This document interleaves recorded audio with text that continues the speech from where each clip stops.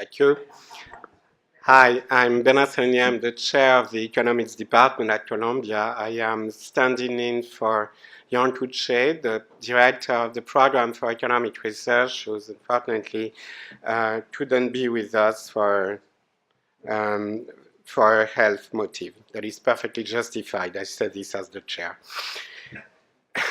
So this is the 10th annual hour lecture. We had the great pleasure for the first 9 of having Ken with us, and as Paul Romer mentioned a bit earlier, it was always amazing to have him here with his eyes glowing in the joy of finding out interesting and relevant things that we would talk about afterwards at dinner, and it was always a very high point of the year for us.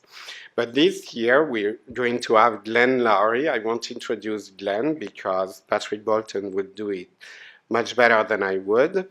But I want to give my thanks, especially in these circumstances, to the Arrow family whose support in the organization of the symposium that we had today has been extraordinary. I want in particular to thank them for their patience.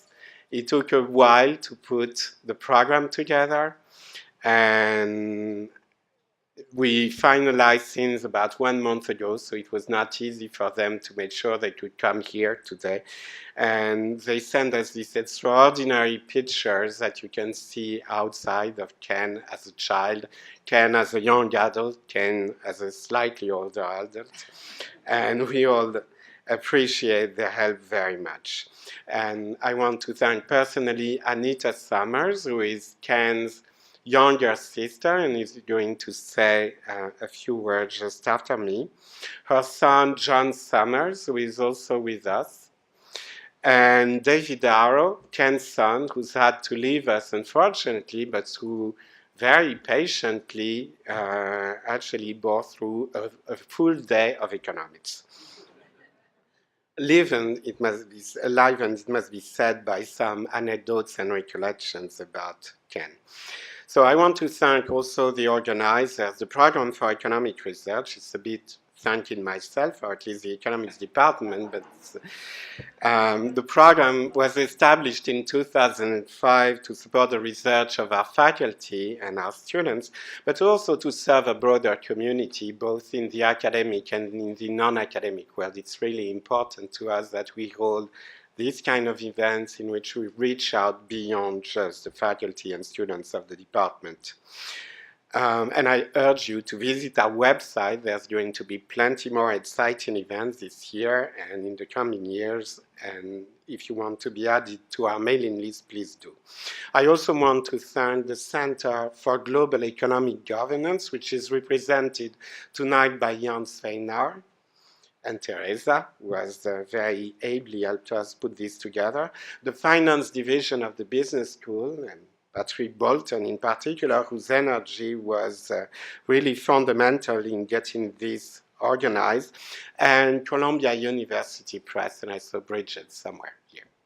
All right, and now, without further ado, I want to call Anita Summers to deliver some remarks.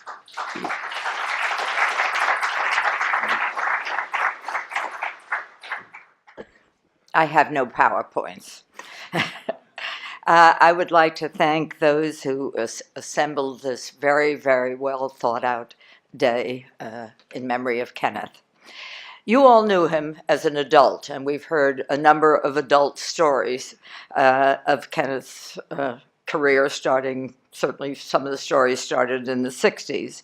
The only information that I can give you that's unique derives from the fact that I knew Kenneth longer than anyone else in this room, specifically 92 years.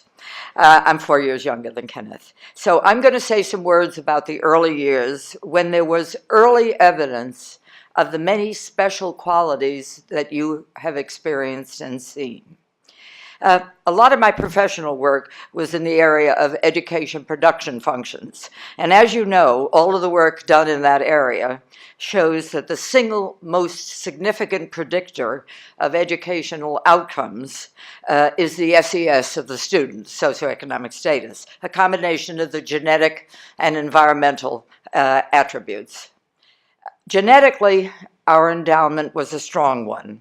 Our Romanian great-grandparents on both sides sent their sons and young families off to America to escape the pogroms that were killing off young Jewish men. This is at the end of the 19th century.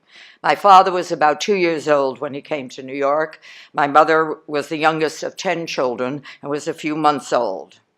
Our father's parents were very, very poor with zero formal education.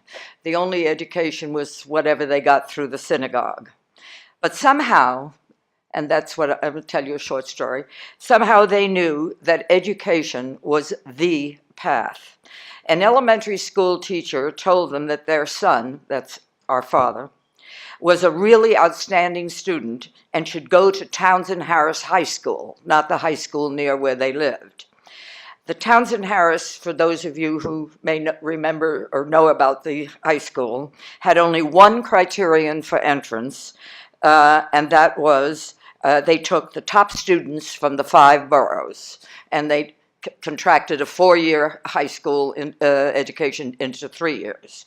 But he had to travel on the subway, and that meant 10 cents fare every day, 50 cents a week. That was not nothing.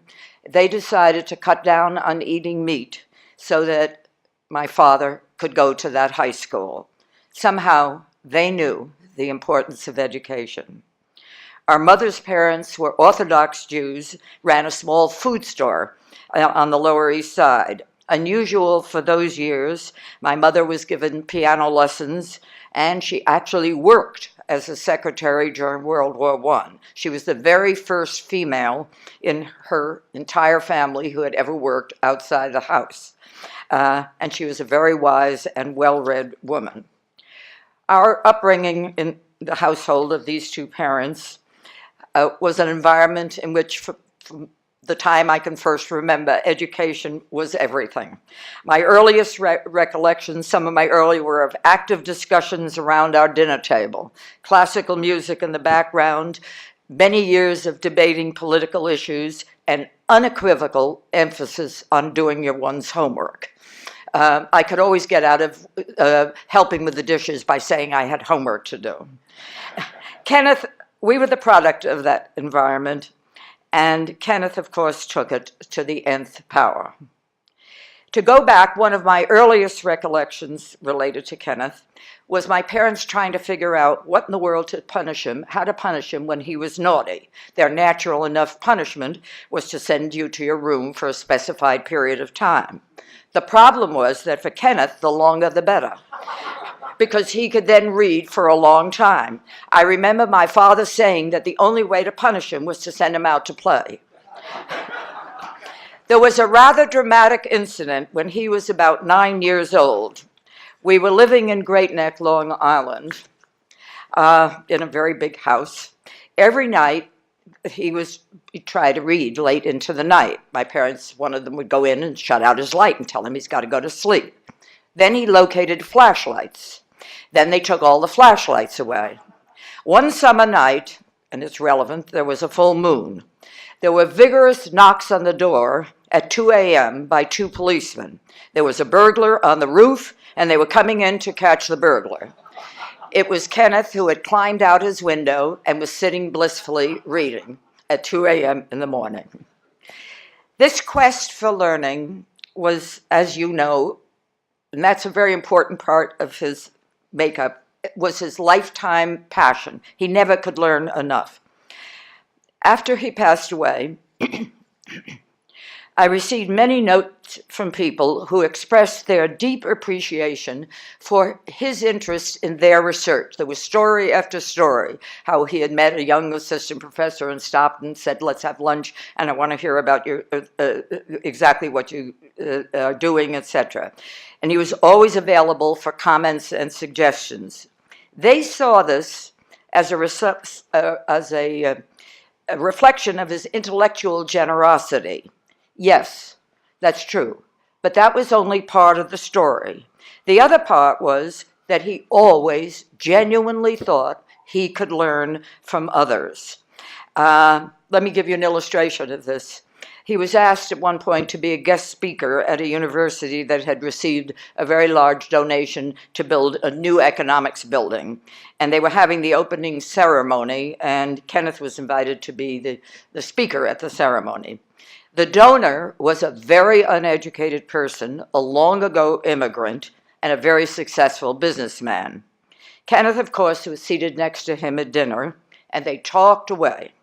The next day, the department chair, who was a friend of mine, called me and said he had asked Kenneth, "What in the world did you find to talk about for an hour?" And Kenneth's answer was that it was an opportunity to learn a lot about a set of experiences he knew little about. He wasn't the least bit bored. He had learned. And that was the way he went through his entire life. Kenneth understood his abilities, but always, as I say, thought he could learn more. And those of you who knew him knew he never felt a need to display his talents. The day he received the Nobel Prize, he was not in his home in California to get the call from Stockholm because he was on a flight going to the East Coast. So the first he heard about it was when he landed in where he was going, where the press was waiting for him. I had heard it early in the morning. I live in Philadelphia, in the radio that morning, and I dashed to New York to be with my mother, who was very ill at that time. Kenneth called, and I answered the phone, and I told him how proud and thrilled we were, etc. And then he lowered his voice, and he said, "Mother won't be happy when she sees the photos about when I got off the plane because I didn't shave this morning." The day he received the Nobel Prize, that's what he was worrying about, talking about modesty. Kenneth and I shared much over the many years. I got a very early exposure, and this seems timely to tell you, about elections. When I last saw him, a week or so before he passed away, we of course discussed the current political scene. He reminded me of a day in July 1932, he remembered this, I did too, the day of the voting in the Democratic Convention between Franklin Roosevelt and Al Smith. He was all excited about it. He was not, just so you're clear, he was not quite 11 and I was not quite 7. He was determined to follow the whole voting, and he explained to me about the fact that a 2/3 majority was required for the nomination. And I was thrilled because he told me I should copy down the name of every single state, and then we would record each state when they stood up, and said, Alabama votes, cast this many votes for, and so on. And so I could record the votes of each state as the representatives spoke up, and then to see if the total was going to be approaching 2/3. That gave him the opportunity to teach me how to add up multiple digit numbers, how to do carryovers, and what fractions were all about. It took 4 rounds before Roosevelt got the 2/3. So at the age of 11, he was on his way to the impossibility theorem. And at 7, I was on the way to data analysis. On that last visit, we actually spent some time speculating on why we both remembered every detail of that particular day. So a lot went on. As many of you know, or some of you know, we also, so to speak, shared my husband, Bob Summers, who had Kenneth as his dissertation supervisor. And Bob was the first student whose dissertation Kenneth ever supervised. That's not, by the way, how we met. Kenneth learned about it only when it became serious. You can imagine the teasing Bob took when we became engaged. He was doing this to ensure that he got his PhD. In our retirement years, for 16 years, the four of us took an annual trip, mostly abroad. Our first one was in the Loire Valley. Our last one was in Tahiti. We have had, and I still have, a wall in our home with 16 photos. We always took pictures of the four of us, and each one is labeled Mellow Moment 1, Mellow Moment 2, and so on, up to Mellow Moment 16. Our trips were dotted with times when Selma and I talked about what we'd seen that day, and we're talking all about it, and Bob and Kenneth were blissfully trying to solve one of the unsolved mathematics problems. As you can gather, these are some clues to the adult Kenneth you have known. Just as he left a major legacy for economists, he left a major legacy for me. Thank you.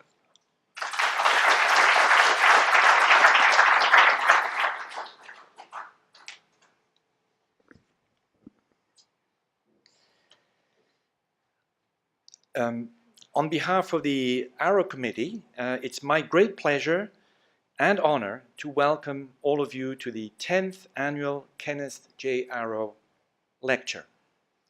It is also my great privilege to gather with so many of his friends, students, his co-authors, his family, to celebrate Kenneth Arrow's contributions to economics and the social sciences at large. The 10th annual Kenneth J. Arrow Lecture will be delivered by Professor Glenn Loury, the Merton Stoltz Professor of the Social Sciences and Professor of Economics at Brown University. Professor Loury is a prominent economic theorist and social critic who has written extensively on the themes of racial inequality and social policy. He is a brilliant scholar who has made fundamental contributions towards advancing thinking in this area.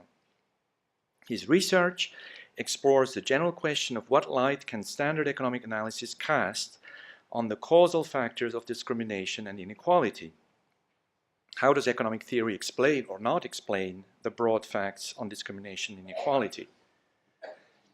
Now, as many of you know, and as has been mentioned a few times today, Ken wrote at least one beautifully simple and insightful paper on discrimination, which I was lucky to discover as an undergraduate in economics. And in this paper, he's asking whether competitive forces will drive out firms that discriminate. And he showed that it depends on whether the employer or employees are the source of discrimination. If the employer discriminates against more qualified employees, then his firm or her firm will be at a competitive disadvantage relative to non-discriminating firms. But if employees demand discrimination and are willing to pay for it in terms of lower wages, then the discriminating firm may well survive in a competitive market. Now, needless to say, this insight has deep implications. Kenneth believed racial discrimination, in which all racial attitudes are expressed through the market, will get at only part of the story, meaning direct social transactions unmediated by a market play a role, but even the market manifestations will be altered by these direct social influences. Now, this evening, Professor Loury revisits this argument through the lens of collective reputations and selective associations. One aspect he explores is the combined effects of the extent of segregation in social networks, the strength of peer effects, and the racial demographics of historically disadvantaged groups on incentives to invest in market-rewarded skills, and on the resulting dynamics of inequality between social groups. Another aspect he examines is the evolution through time of negative racial stereotypes. Professor Loury has published over 200 essays and reviews in journals and of public affairs. He's a member of the Council on Foreign Relations, a contributing editor of the Boston Review, and he was for many years a contributing editor of the New Republic. Professor Loury's books include One by One, From Inside Out, Essays and Reviews on Race and Responsibility in America, the Free Press, 1995. The Anatomy of Racial Inequality, Harvard University Press, 2002. Ethnicity, Social Mobility and Public Policy, Comparing the US and the UK, Cambridge University Press, 2005. And Race, Incarceration and American Values, MIT Press, 2008. Without further ado, please join me in welcoming Professor Glenn Loury.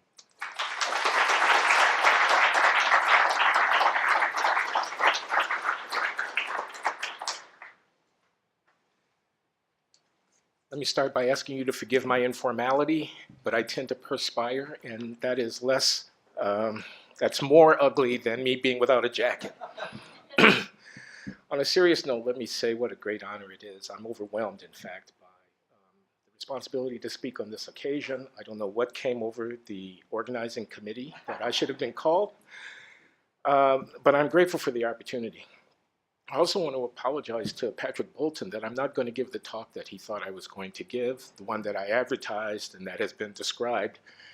I made a strategic decision that more or less mundane applied theory or some really serious and gut-wrenching confrontation with deep ethical problems, if that was my choice, I'd go with the latter.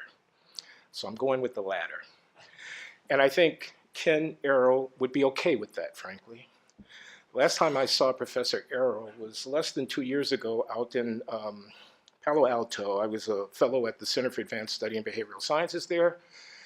And as a fellow, you're obliged to give a symposium talk to the assembled dignitaries, and this was my subject on that occasion.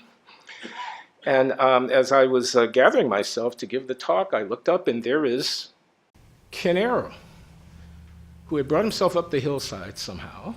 He was frail, he was attentive, he was very much interested in the subject and very encouraging of me in my engagement with it. So I think he'd be okay with me taking this occasion to talk to you as an economist, to be sure, but also as a human being, as a citizen, about something that I think is a fundamental ethical problem, and I know, as has been mentioned, one that did gather the attention of Kenneth Arrow during his lifetime. Let me start my lecture with a prologue. I want you to consider an imaginary dialogue between two African-American social scientists, one of them theoretically oriented economist, rather like myself, and the other an ethnographically oriented sociologist with radical political leanings. The economist chanting, but otherwise sitting very still. Relations before transactions. Relations before transactions. Relations before transactions. And the sociologist enters with a start. He's alarmed. What's wrong, my friend? Why are you saying that? Are you the culprit who pilfered my copy of Bourdieu last week? The economist. No, I'm not. And who's Bourdieu anyway? One of those airy French sociologists you're always fawning over, I'll bet. It's my mantra. I'm meditating. It's very calming. You ought to try it sometime. The sociologist ignores the dig. I meditate all the time, man. I'm the one who belongs to a profession fraught with anxiety, remember? But what's your excuse? The economist says, well, I've been having a recurrent nightmare lately and I wanted to stop. My shrink thinks that meditation would help. Who's your shrink? Oh, this brother was my roommate at Swarthmore. Brilliant dude, works a lot with gunshot victims, inner city types involved in the gangs and drug trade and so on. He thinks they're making passive suicide attempts. He writes books about self-loathing and hopelessness, fear of falling into an existential abyss, citing Freud and Nietzsche and de Sade. Strange guy, but brilliant. He gave me the mantra, promised it would help, said I should repeat it slowly while sitting very still and taking deep breaths. Sociologist, perhaps, but remember what I told you about those pizzas, not such a good idea after midnight. And did you say de Sade? Anyway, tell me, what's the dream? The economist. It's awful. I'm back in grad school. I'm sitting in my usual place right in front of the class. The professor has posed what he says is an important question. He invited one of us to the board to work out an answer. I get there first and proceed to fill the board with equations. Finally, I arrive at what must be the solution. My derivation is far too elegant not to be true.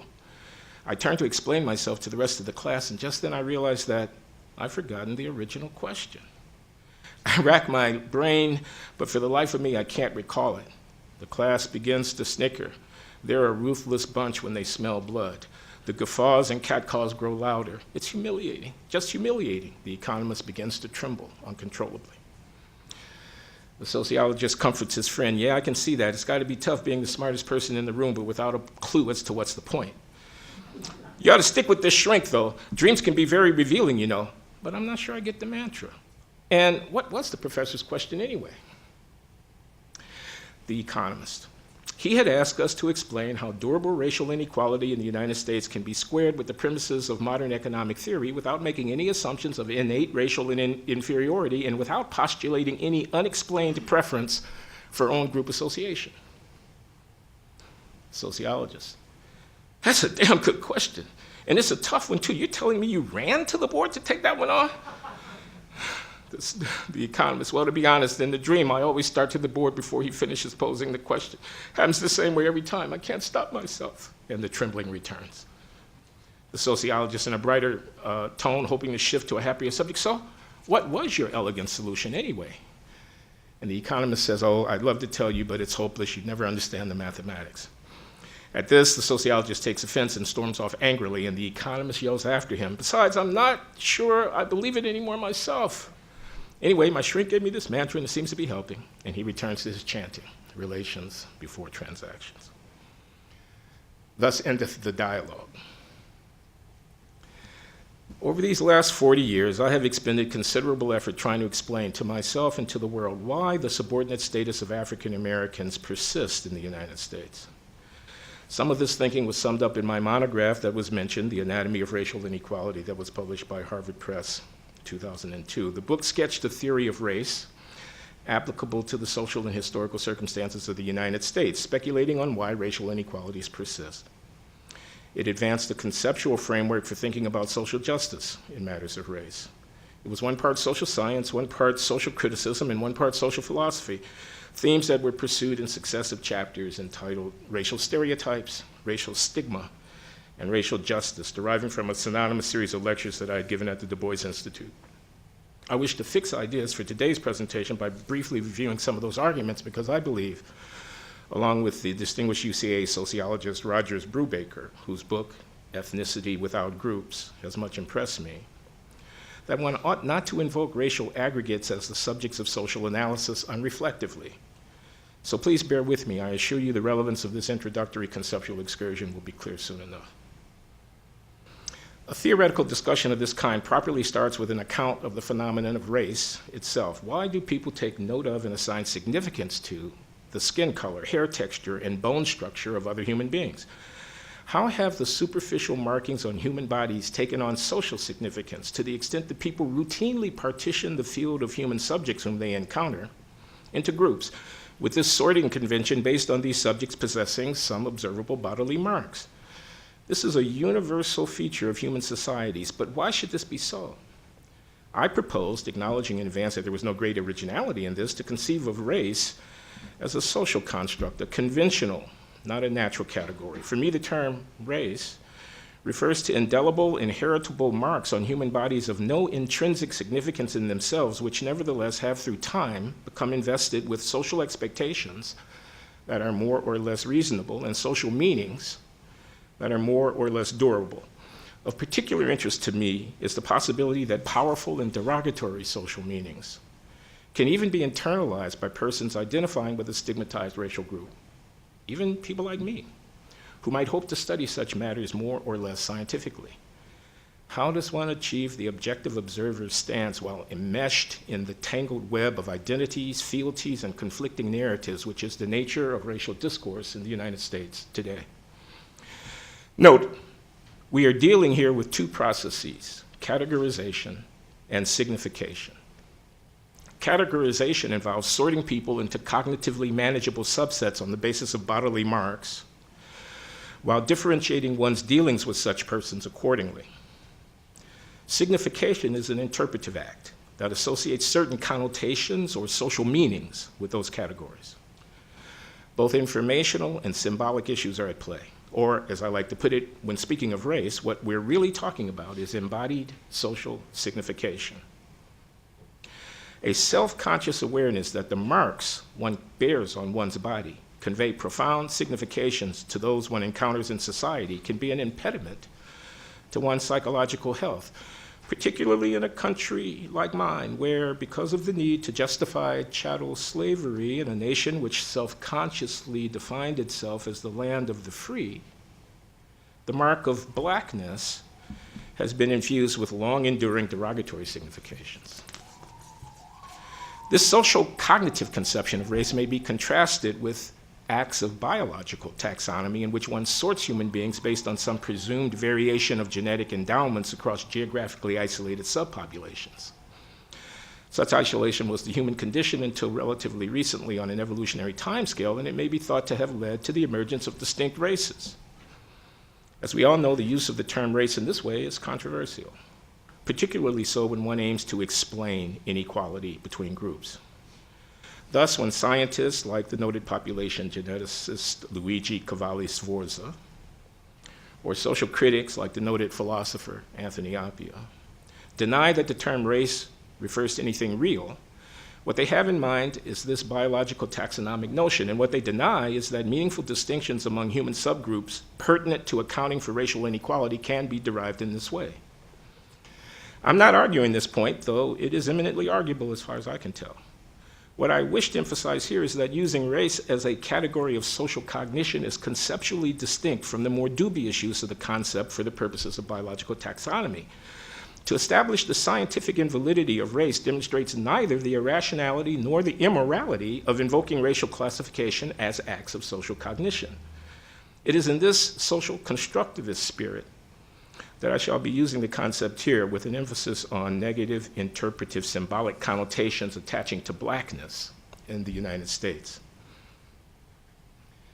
Fundamental to my approach in that book was a distinction that I drew between racial discrimination and racial stigma. Discrimination is about how people are treated, stigma is about how they're perceived.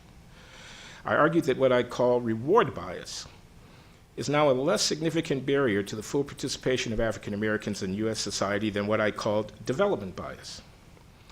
Reward bias pointed to the differential treatment of persons based on race in formal transactions, thereby limiting the rewards that African Americans might receive for the skills and talents they presented to the market, sort of thing that Patrick was referring to in his introductory remarks.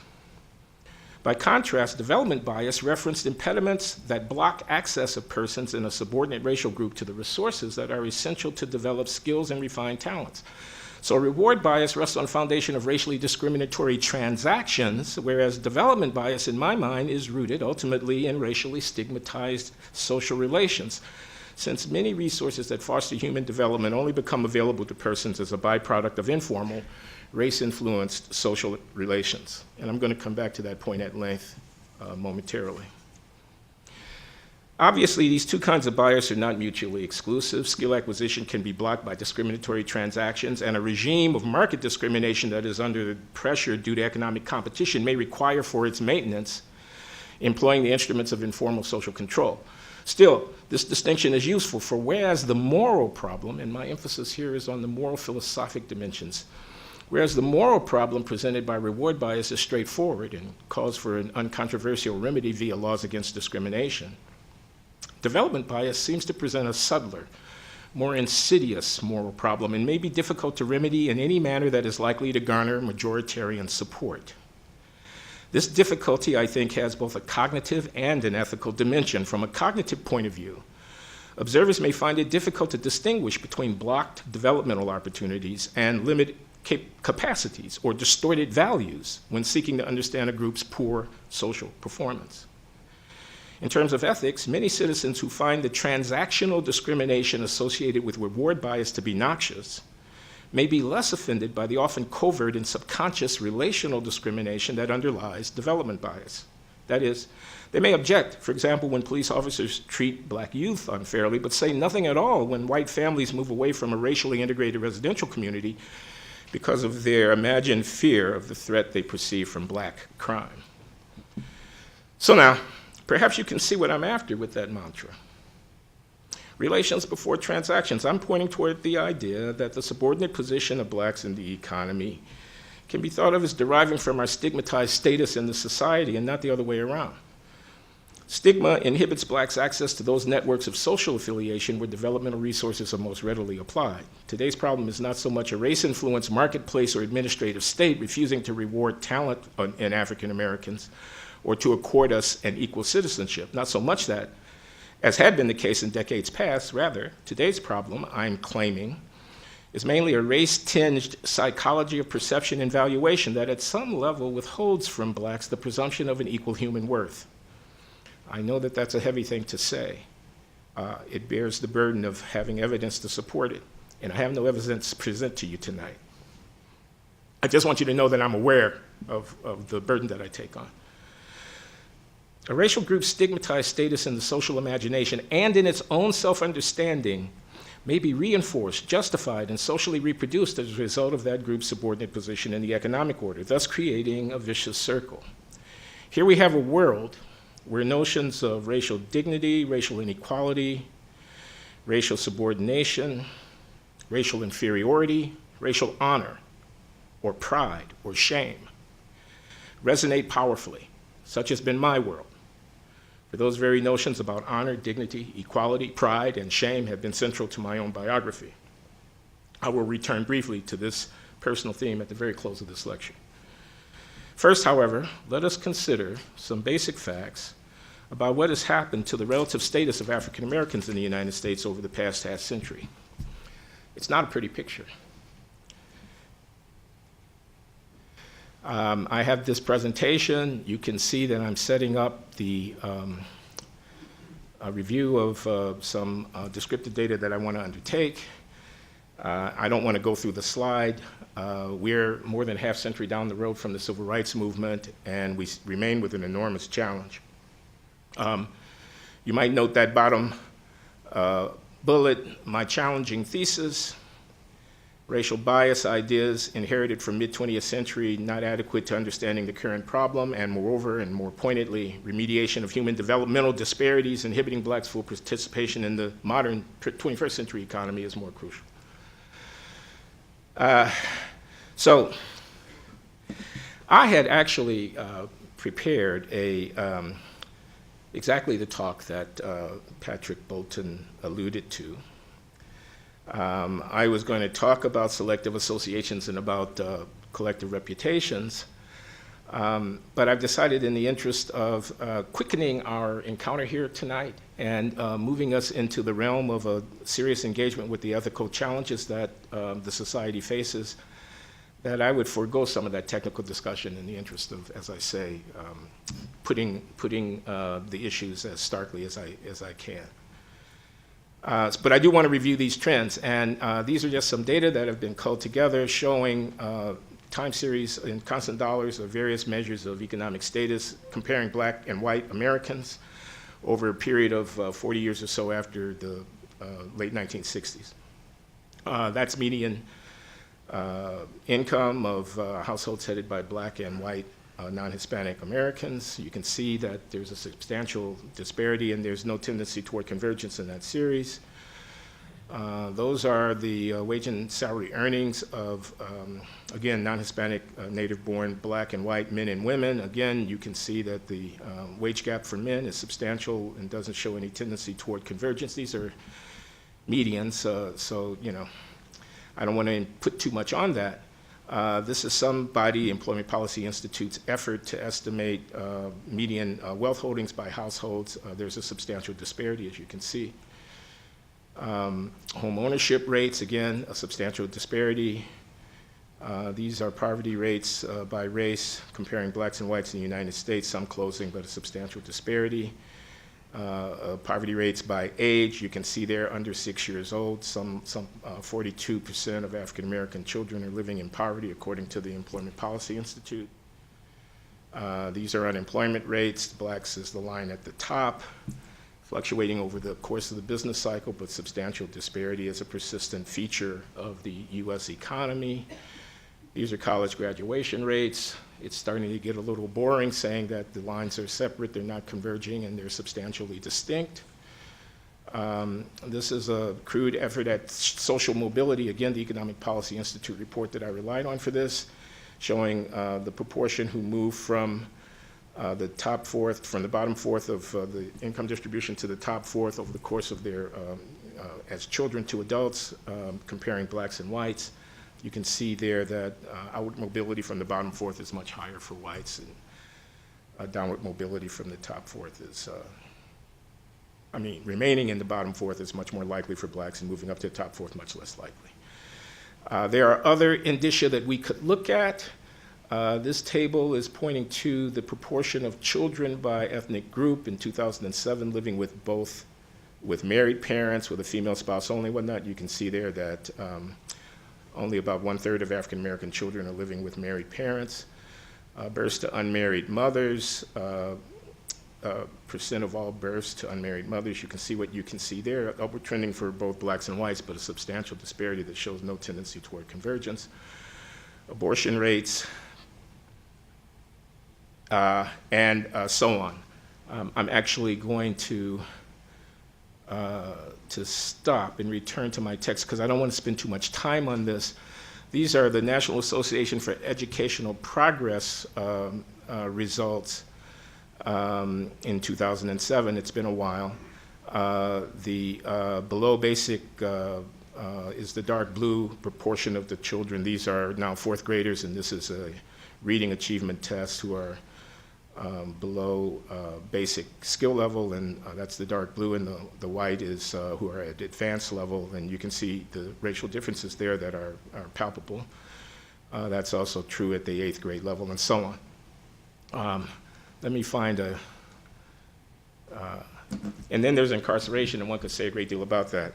But I'm going to, in the interest of our time, I'm going to move on with my presentation here, with my talk here.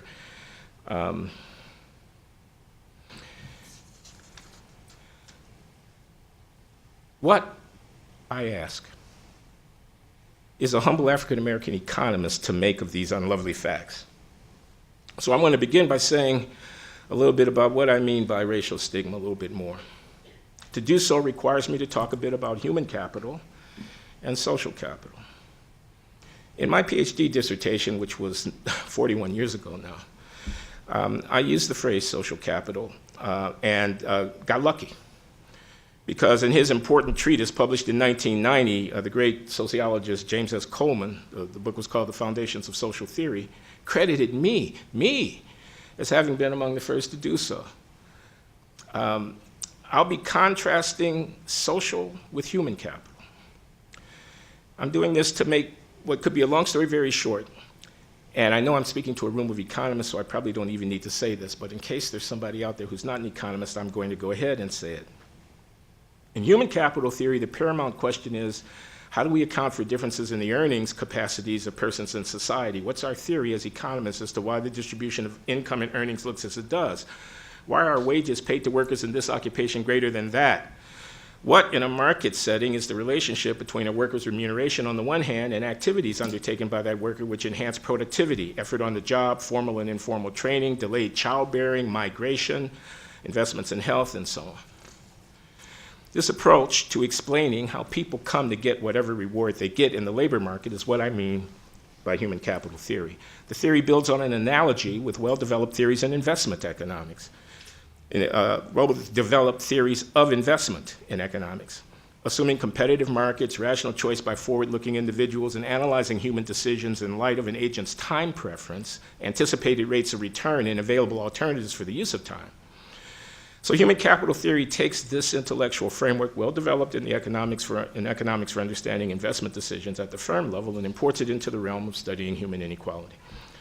Now, put simply, what I have been doing in some of my theoretical work over the years is exploring the implications of the fact that an association between business, a connection between business investments and human investments is merely an analogy, and that's a long way from it being an identity. That is, I've been questioning this tendency to equate the mechanism of investment as it pertains to machines, to firms making plant and equipment decisions, for example, with investment as it refers to the development of human beings. Important things are missing in the human capital framework I maintain, and there are 2 points here that I want to emphasize. My first observation is that all human development is socially situated and mediated. That is, the development of human beings takes place inside social institutions. It takes place as between people, in the context of human interactions. The family, the school, the peer group, the youngsters who hang with each other in the neighborhood and play basketball or whatever. These institutions of human association are the places where growth and development occur. Many resources essential to human development, the attention that a parent gives to her child, for example, are not alienable. For the most part, human developmental resources are not commodities. Development is not up for sale often. There are no markets on which you can trade it. What I mean is that the structure of connections between people within society creates a context within which developmental resources are allocated to human beings. The allocation of those resources may not be fully responsive to prices. As a result, it may not always be a good metaphor or a good analogy to reason as though this were so. The family is one such institution. The point is absolutely fundamental, since the human development process begins before birth. And the decisions about whether or not a mother attends to her health and nutrition during pregnancy in order to encourage the neurological development of the fetus are decisions that will be affected by whether the mother comes from a family with resources, whether a husband is present, whether she's 16 or 26, whether supportive social services are provided, and a myriad other thousand things that I could name, all of which come together to shape the experience of this newly born, maybe not even yet born infant, who will develop one day to be a human being, about whom it will be said that they have this or that much productivity, as reflected in the wages that they'll make in the market or the test scores that they'll manifest on some paper and pencil examination. It will be said that they manifest this or that much productivity. Well, what I'm saying is that they're not machines. The productivity they manifest, the capacities that they express, are not merely the result of some mechanical infusion of economic resources, they are the byproduct of a social process. My second observation is that, as mentioned, what we are calling race is mainly a social and only indirectly a biological phenomenon. Mainly a social and only indirectly a biological phenomenon. I hope to persuade you that this point, along with my first observation regarding the inadequacy of an analogy between human development and investment in plants and equipment, is critically important when discussing racial inequality in America. Persistent racial distinctions between large groups across many generations in an open society where diverse people live in close proximity one to another is irrefutable evidence of deep-seated division, segregation, and separation between racially defined networks within the social structure. Much could be said in this vein, but just to cut right to the core of it, there would be no races in the steady state unless, on a daily basis and in regard to their most intimate affairs, people paid assiduous attention to the social boundaries that separate themselves from racially distinct others. Put differently, over time, race would cease to exist in a society unless persons in that society chose to act in such a way as to biologically reproduce the variation of phenotypic expression that constitutes the substance of racial distinction. Now, that was a long sentence, and it's important that I'm understood here, so let me repeat. Race is not something given in nature. It is a socially produced thing. It's an equilibrium outcome. We're making it. In every society where protracted differences exist, differences that take a physical expression and have persist over centuries, like this society, it is something that we're doing. It's not coming from on high. It's endogenous. There's 100 different ways you could say it, but I think you get the point. And my second point is that if the goal is to understand durable racial inequality, then it's really important to attend in some detail to the processes which cause race to exist as a persistent fact of life in the society under study, since those processes will almost surely not be unrelated to the allocation of human developmental resources in that society. Put differently, what I'm saying is this: the creation and reproduction of race as a feature of society rests upon a set of beliefs and conceptions about identity held by people in that society, beliefs about who they are, and about the legitimacy of conducting intimate relations, and I don't only mean sex, although I do mean that, with racially distinct others. My key point is that beliefs of this kind are likely to also have consequences for whether or not persons enjoy equal access to the informal resources that individuals need to realize their full human potential. Because this point is so important to my argument here, I'm going to say this in yet another way. My argument to this point is that classical human capital theory can be incomplete in two ways. It's incomplete in that an analogy about investment between people and machines may not attend to the socially situated context within which the resources that promote human development become available. And in the context of studying racial inequality, the analogy is incomplete to the extent that it does not attend to interactions between the social processes which ensure the reproduction of racial difference on the one hand, and the processes that facilitate human development on the other. For example, let my child be musically talented. I've seen her at the keyboard and noticed that she could be a great pianist one day if only she had a teacher. But I have no money for a teacher. So I go to the banker with the following narrative. My daughter here is talented. She could be a great pianist one day. Invest in 15 years of lessons and I'll give you 10% of her royalties for the first 25 years of her performance career. Such a contract is unlikely to be written because it's not enforceable. As a result, among other reasons, there are contract theorists in the room, he shudders. As a result, the talented kid never gets the lesson. The capital market is incomplete. So even if we were to accept the idea that physical and human investments are a good analogy, a firm might be able to borrow against future earnings in the circumstances where an individual might have a harder time doing so. Now that's, of course, a very simplistic illustration of the much more general point that I'm trying to make here. What if we change the hypothetical so that the child may have the talent and may get the lessons, but won't practice? Won't practice because those with whom the child interacts in the neighborhood disdain practice of the piano, and the good opinion of these peers is important to the child. There is some evidence supporting the view that in the United States today, some part of the difference in intellectual preparedness of youngsters across racial lines turns on the fact that racial minority peer groups discourage the doing of what is necessary to fully develop intellectual talent, seeing it as a betrayal of their identities to do so, thereby fostering a so-called oppositional identity. I'm not marrying myself to that theory, but there is that conjecture out there and it's disputed. Historically oppressed groups, time and again, have evolved notions of identity in reaction to their oppression that cut against the grain of their society's mainstream. As a result, youngsters can be discouraged from the outmigration, which is, after all, the full expression of our humanity. We're all leaving some community if we grow as human beings. We're always moving out to broader horizons. We're always redefining ourselves. That can be threatening to an insular group that has been suppressed over many years. And a culture of repression can develop around that threat, and that culture can inhibit a talented youngster with resources at hand, even with resources at hand, from taking actions needed to develop that talent. Now, given such a situation, I wish to ask, do the kids in those dysfunctional peer groups simply have the wrong utility functions? Can that possibly be the end of our analysis? Here's my point. It's not an adequate account to say dysfunctional behavior in oppressed groups simply shows those people to have the wrong utility functions when their utility functions have emerged from a set of social formations that have been historically generated as a result of our own social structures and activities, the larger society's social structures and activities. Again, my point here is that human development takes place in a social context. We must attend to the relevant social contexts. These are not markets. Ethnic communities, local cultures seeing themselves in opposition to the majority, families that are not integrated across the boundaries of race in a society, these are not markets.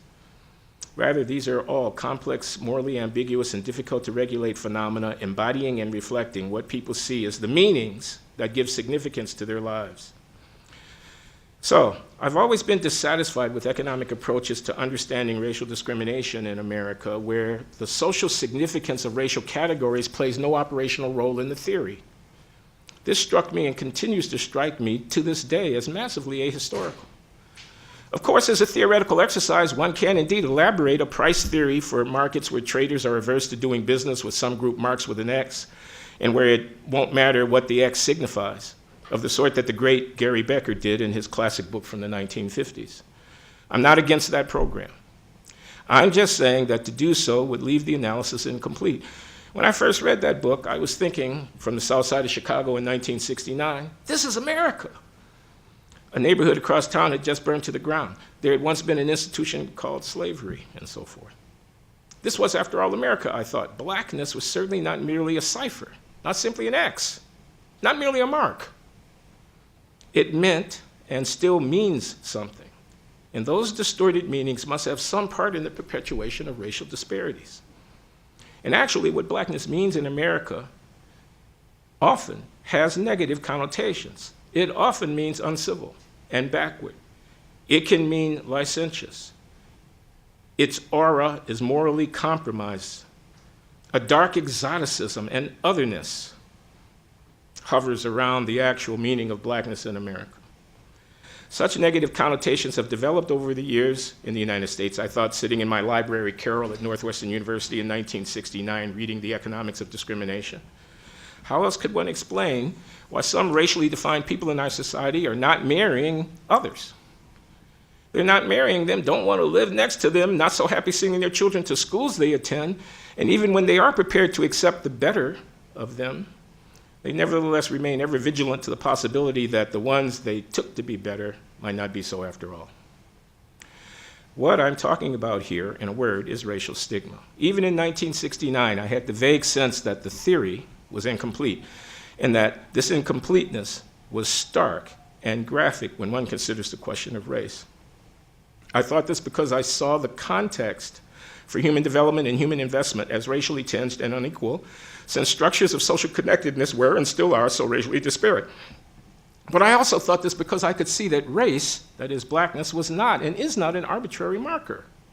Rather, this symbol is laden with historically generated meanings particular to our society, meanings that, in the case at hand, have a stigmatizing, negative, degrading, subordinating connotation. This point is fundamental, because without this insight, one may do something that, though not illogical, is nevertheless a mistake.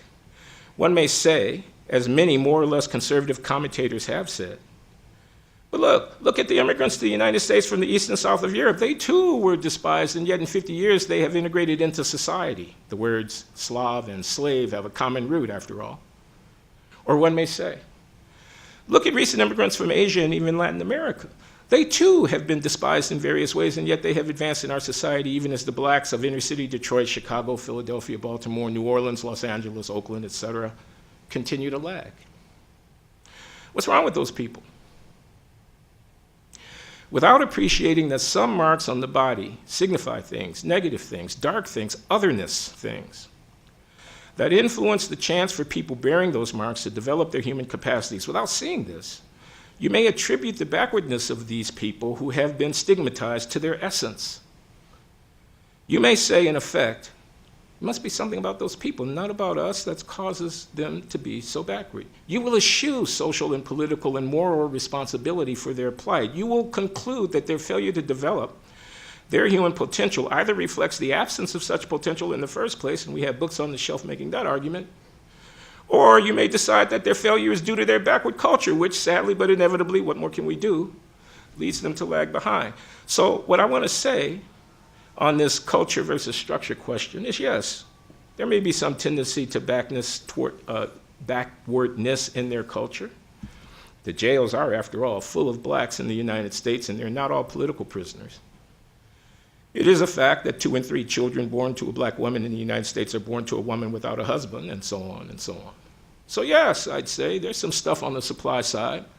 There's something, if you must, that's in their utility functions. But how did it get there? How did it get there?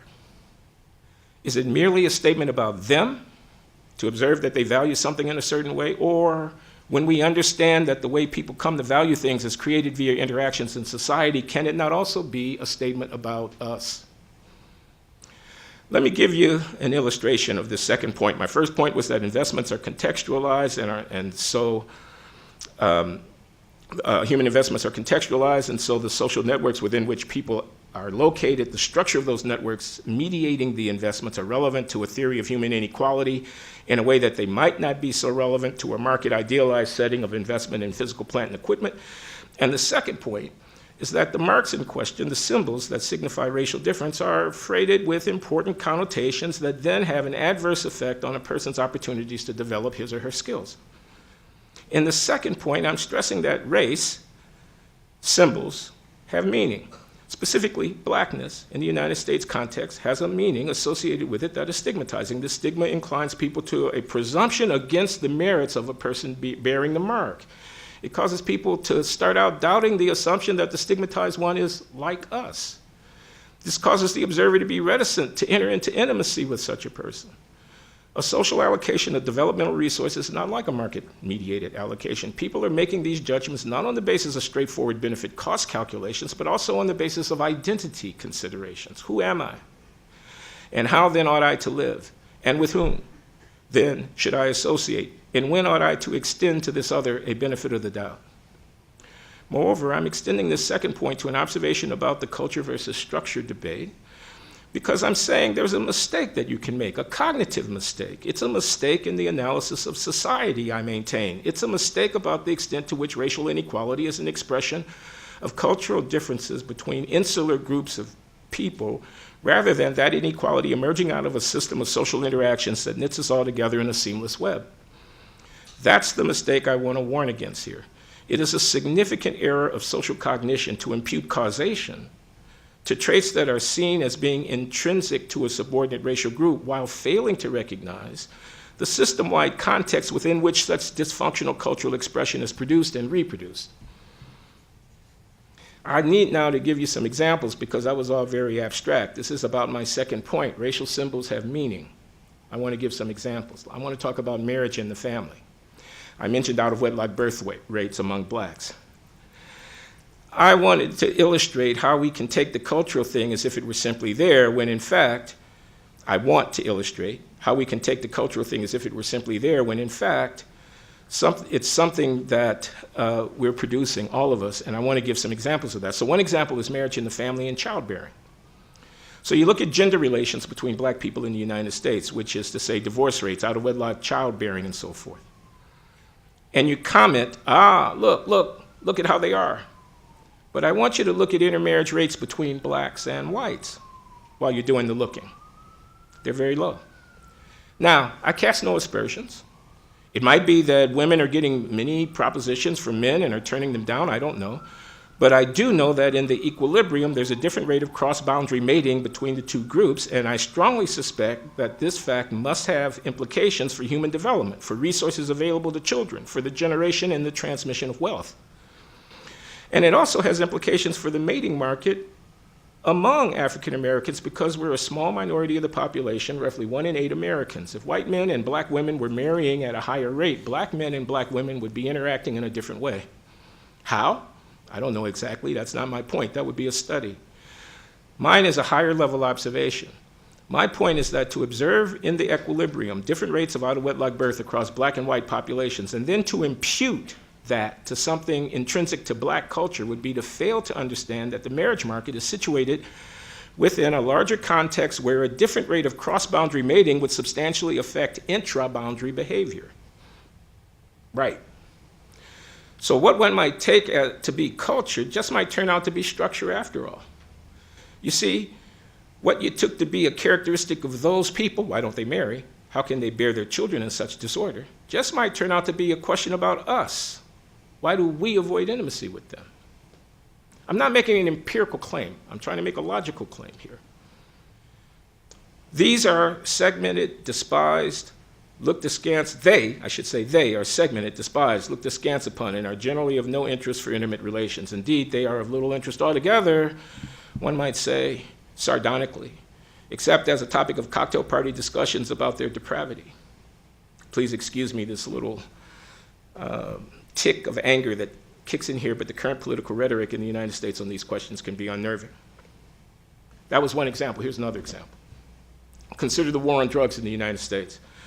The fact is that the number of people locked up in prisons and jails, I'm not going to show those data, they're there, in the United States went from 500,000 in 1980 to 2 million in 2000, quadrupled in 20 years. Blacks are 1 in 8 or so Americans, but nearly 1 in 2 prisoners in the United States. There are many more black people in prison in the United States. There are more black people in prison in the United States than there are people in prison in some pretty good-sized countries in Northern Europe. The war on drugs very clearly was a policy choice that had a lot to do with this. It was an expression of public sentiment. Political campaigns were run on the issue. Anyway, that's all by way of saying that growth in imprisonment in America has been partly due to efforts to curtail narcotics trafficking. Now, You don't have to be some French social theorist full of abstractions to see the drama that has been enacted in American society around punishment, where a massive mobilization of resources has been undertaken, attended by the corralling and physical control over the bodies of a largely non-white and poor population. And the political rhetoric around it is protect our children, keep ourselves safe from the, well, you know, the scum, the rabble, and so forth. Keep us safe from the element that threatens our civilization. You don't have to be Jürgen Habermas to see that something really profound is being enacted in such a society. It's not just about policy. Policy signifies. And racially disparate incidents of massively punitive policy, like the war on drugs, signifies massively. In doing so, it both engenders and draws upon a wealth of social meanings that are harmful to the developmental prospects of black people. But what I really want to say about the war on drugs is this. Everybody does drugs. The data on consumption, on drug consumption, on admissions to hospitals for emergencies from overdose, the data on treatment facilities and who goes and seeks medical care for drug addiction, the much touted opioid epidemic, they all reveal that all classes, all races, all regions are in the game. Drugs are a massive consumer market involving everybody, excepting the personnel in this room. Small wonder that such a dark commerce would disproportionately enlist into its employ those at the margins of society. That can be no surprise. So too with the violence that attends the trade. If one cannot write an enforceable contract, then one is in a state of nature and disputes are going to get resolved through violence. There's nothing new in that. That's been the truth of the world since forever.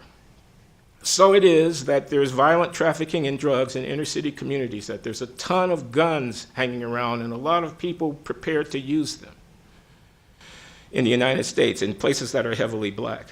And so it is that the persons who participate in that commerce find themselves incarcerated. I'm not making excuses for them. But the fact is that institutional structure involving people of all races and classes, complex structures, together with a massive discretionary mobilization of punitive resources, have worked together to create racial disparities in the incidence of incarceration. The result has been the corralling of a great many black bodies. And this result reflects the symbolic degradation of blacks, even as it reinforces an interpretive pose that absolves the larger society of any responsibility to consider reforms. A superstructure of ideas, an ideology, reinforces and legitimates the status quo and removes any lingering ethical doubts about who is to blame for this mess. The observation I'm making is that it is a very significant issue as to how a society answers the question, who are we? And you can bet it's a live question in the United States today. Who are we? Whose country is it? When talking about crime, about violence, about school failure, about urban decay, about prisons, et cetera, is it a matter in the back of the mind that can be understood as us against them? Because if it's us against them, anything becomes possible. It becomes possible to say about those people, that's not my country, that's some third world thing. This was actually said during the flood of New Orleans after Hurricane Katrina in 2005, but it's a lie. Black people in New Orleans have been there for 250 years. They're not aliens. They're as American as you can get. As American as anybody can be. That was us down there crawling up on those rooftops. That was us huddled in the Superdome. That was us. It was a quintessentially American affair, not simply a measure of the inadequacy of black culture. It reflected our social inadequacy, I want to argue. And I buttress that argument by observing the incompleteness of human capital theory, by observing that the human development process is socially contextualized, and that race plays an elemental part in all of this. Thinking in this way, I believe, helps account for the durable racial inequality with which America is still encumbered. Consider the poor central city dwellers who make up perhaps a quarter of the African American population. In the face of the despair, violence, and self-destructive folly of so many of these people, it is morally superficial in the extreme to argue, as many conservatives now do, that if those people would just get their acts together, Like many of the poor immigrants, we wouldn't have such a horrific problem in our cities. To the contrary, any morally astute response to the social pathologies of American history's losers would conclude that while we cannot change our ignoble past, we need not and must not be indifferent to the contemporary suffering issuing directly from that past for which we bear some collective responsibility. I can put this even more pointedly. The self-limiting patterns of behavior amongst poor blacks in the central cities of this country are not a product of some alien cultural imposition on a pristine Euro-American canvas. Rather, the pathological behavior of these most marginal of Americans is deeply rooted in American history. It evolved in tandem with American political and economic institutions and with cultural practices that supported and legitimated those institutions, practices that were often deeply biased. So, while we should not ignore the behavioral problems of this so-called underclass, we should discuss and react to them as if we were talking about our own children, about our neighbors and friends. This is an American tragedy. It is a national, not merely a communal disgrace. I want to say that again. This is a national and not merely a communal disgrace. I'm ashamed, yes, as an American. I'm ashamed as an American, not as a black man.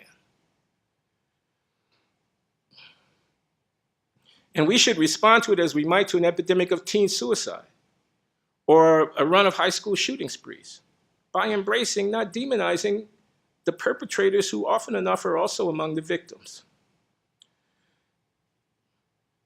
Finally, allow me to express a personal note here. And I'm going to conclude, and I do need an image. You see, I told you. Slides available. Anybody who wants to look at my models of collective reputation and of selective association. I should note that Rajiv Sethi and I have co-authored one of the papers that's talked about in those slides that I just zipped through, and maybe more in the making as we've collaborated on some of these things. Slides are available. I'm happy to respond to any email requests for the slides. But I decided to give a different kind of talk. I warned you. Okay, so there you behold a photograph of my lovely mother, the bride, Gloria Loury. The year is 1948, and her husband, my father, Everett Loury, and a symbol family. I won't try to describe them. But I'm in that photo, actually, because I was born in September. The photo was taken in May. I'm pretty sure I'm in the photo, just not visible. But that's my family, Chicago, 1948. And I want to close on a personal note in reference to my family, and please forgive me. I think, if Ken were here, he would say it's okay.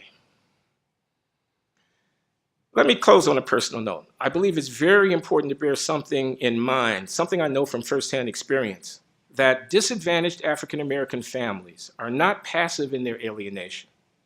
Rather, they construct meaningful worlds for themselves amidst the storm. Consider, for instance, those who are connected via bonds of social and psychic affiliation to the vast numbers of incarcerated black men and women in this country. Those people truck up to prisons to visit a kid or a parent or a partner going through a rite of passage that's all too familiar. They bail someone out of the clink knowing that the money could be lost. To save their own hides, they may have to turn loved ones in to the cops. They live with relatives who steal from them. They are one and the same persons and at the same time victims as well as perpetrators. They know that this phony political dichotomy of us versus them is morally fraught, given that any one of us falls, depending on the day or maybe even the hour of the day, to one side or the other of that divide. A biographic life may be lived on both sides of the line, but having staggered back and forth across the line many times over its course, one's imagined life, in retrospect, can still be seen as unified in its righteousness and justified in its condemnations. In this regard, I know whereof I speak. As it happens, I've passed through the courtroom and the jailhouse on my way to this distinguished podium. I've sat in the visitor's room at a state prison. I've known personally and intimately men and women who live their entire lives with one foot to either side of the law. In my mind's eye, I could envision voiceless and despairing people, perpetrators and victims alike, who would hope I might represent them on an occasion such as this. I know that these revelations may discredit me in some quarters, but I'm willing to take that risk. It's been a full decade now since I delivered the Tanner Lectures on Human Values at Stanford. Those lectures marked an important moment for me on the long and ongoing trajectory that has joined my lived experience to my scholarship and my politics. Racial Stigma, Mass Incarceration, and American Values. That was the title for a pair of lectures that brimmed with moral passion and what I hope was seen to be rigorous analysis. The lectures asserted what I have implied here today, that the number of Black men incarcerated in American prisons and jails reflects the social dishonor to which African Americans are still subject today, a dishonor with roots in our history of slavery. I have not recounted the substance of that argument at any length. My talk with some commentaries was published as a small book by MIT Press. What I wish to declare here at this august gathering on this fine Monday afternoon, thousands, what I wish to declare here is that I have indeed committed myself to doing something about this. This is how this particular Black American intellectual, this particular economic theorist has chosen to react to the spectacle of persistent racial inequality in my land. In addition to teaching and writing, I've given testimony before Congress. I've helped to launch studies into the causes and consequences of incarceration at the National Academy of Sciences. I've empaneled a group of experts to explore these questions at the American Academy of Arts and Sciences, and so on. I see this work as discharging a personal responsibility. This issue has propelled me once again into a role I have flirted with throughout my career, that of public intellectual. Of course, as an economist, my primary work is to crunch numbers, or in my case at least, to be on intimately familiar terms with the labors of those who crunch numbers. But what those numbers have revealed has triggered my moral outrage, and this I make no apology. Mathematical modeling is not all there is to the intellectual life. I'm now determined to reach beyond science and policy analysis and within the limits of my abilities to address deeper questions. My journey to this issue of prisons and inequality and race has taken unlikely twists and turns. It has involved not just the courthouse and the jailhouse, but my many years as a conservative pundit. It has included a religious rebirth followed by a repudiation of that religion, and then, as if to prove that God has a sense of humor, a re-embrace of it yet again. And it has brought me finally further to the left of the political spectrum than I would ever have imagined possible, though I'm sure not far enough in the view of many of my liberal critics. I'm going to close this lecture by remembering from whence I have come. What follows is not economic theory. What preceded was not economic theory either, but then I guess you know that. It is, however, relevant to my key theme, relations before transactions. Somehow, I don't think Ken would mind. I'm the eldest of 2 children, raised after an early divorce by a single mom. I grew up on the south side of Chicago in the 1950s and 60s. Although the neighborhood was rough, my family was comfortable enough. My father was a high-level administrator with the Internal Revenue Service, and my mother, a secretary with the Veterans Administration. I had cousins who became doctors and lawyers. I also had relatives who died of a drug overdose or who spent years in prison. In his book, Code of the Streets, the Yale ethnographer Elijah Anderson describes 2 broad categories of social orientation in the inner cities: decent families, as he calls them, who tend to be hardworking, poor, rather than unemployed, and who value self-reliance and education and church, and street families, as he called them, who turn to lawlessness to make ends meet and violence to settle conflicts. My family had a little bit of both, sometimes in a single person. I'm thinking, for instance, of my Uncle Mooney. He was a legitimate small businessman, a barber and dry cleaner, but he sold marijuana out of the back of his barbershop routinely. I'm thinking of my great aunts, Cammie and Rosetta, who fenced stolen goods as a regular course of events. They had young women who were shoplifting clothing and foodstuffs from retailers, and they would get 20 or 30 cents on a dollar from my aunts, who then had big freezers in the basement, so that if anyone wanted to have a family affair, they knew that they didn't go to get their turkey or their ham from the corner market. They went to Aunt Cammie or Aunt Rosetta, and they got a good price. These were church ladies wearing the big hats. They were the salt of the earth, these people, but that's what they did. The memoir that I'm presently working on, or at least supposed to be working on, paints a vivid picture of my upbringing in Chicago in the 1950s and 60s. No, I'm getting there. I'm getting there with it. With characters like my mother, Gloria, whose nickname was Go-Go. I had attended 5 different elementary schools before I completed the 5th grade. Her sister, my Auntie Lois, who rescued my sister and I, from an itinerant life by bringing all of us into her own household. Their brothers, uncles Alfred and Adler, who are depicted in this photo. Elois's husband, Uncle, call me when they start integrating the money, Mooney. Actually, that's what he would always say when people would talk to him about integration. He said, you can call me when they start integrating the money. This is 1962, 1964. He didn't really give a care about integration. He wanted the money. And great aunts and uncles, all of whom had initially migrated north from Mississippi in the years immediately after the First World War. I can recall the hustling, the rent parties, the strangers to whom rooms in our home were sometimes let, jazz music and the blues everywhere. Likewise, premature death, rampant adultery, hipsters and gangsters with style and enormous social vitality. The bare facts of my upbringing are not without interest. There will be no need to embellish. I was born to working-class African-American parents early in the post-war baby boom. I was educated in public schools, graduating at 16 from high school. I attended the Illinois Institute of Technology, where I failed to study mathematics. I studied at a community college, which met in the wing of a large vocational high school for a couple of years. But then I transferred to elite Northwestern University on the shores of Lake Michigan, just north of the city, where I studied mathematics and philosophy mainly, but minored in economics and became acquainted with the German language. I became a father at the ages of 18, 19, and 21. I finished my formal education at the Massachusetts Institute of Technology, where I earned the economics PhD at age 27. From what was the best department in the world at that time, it was a remarkable transformation.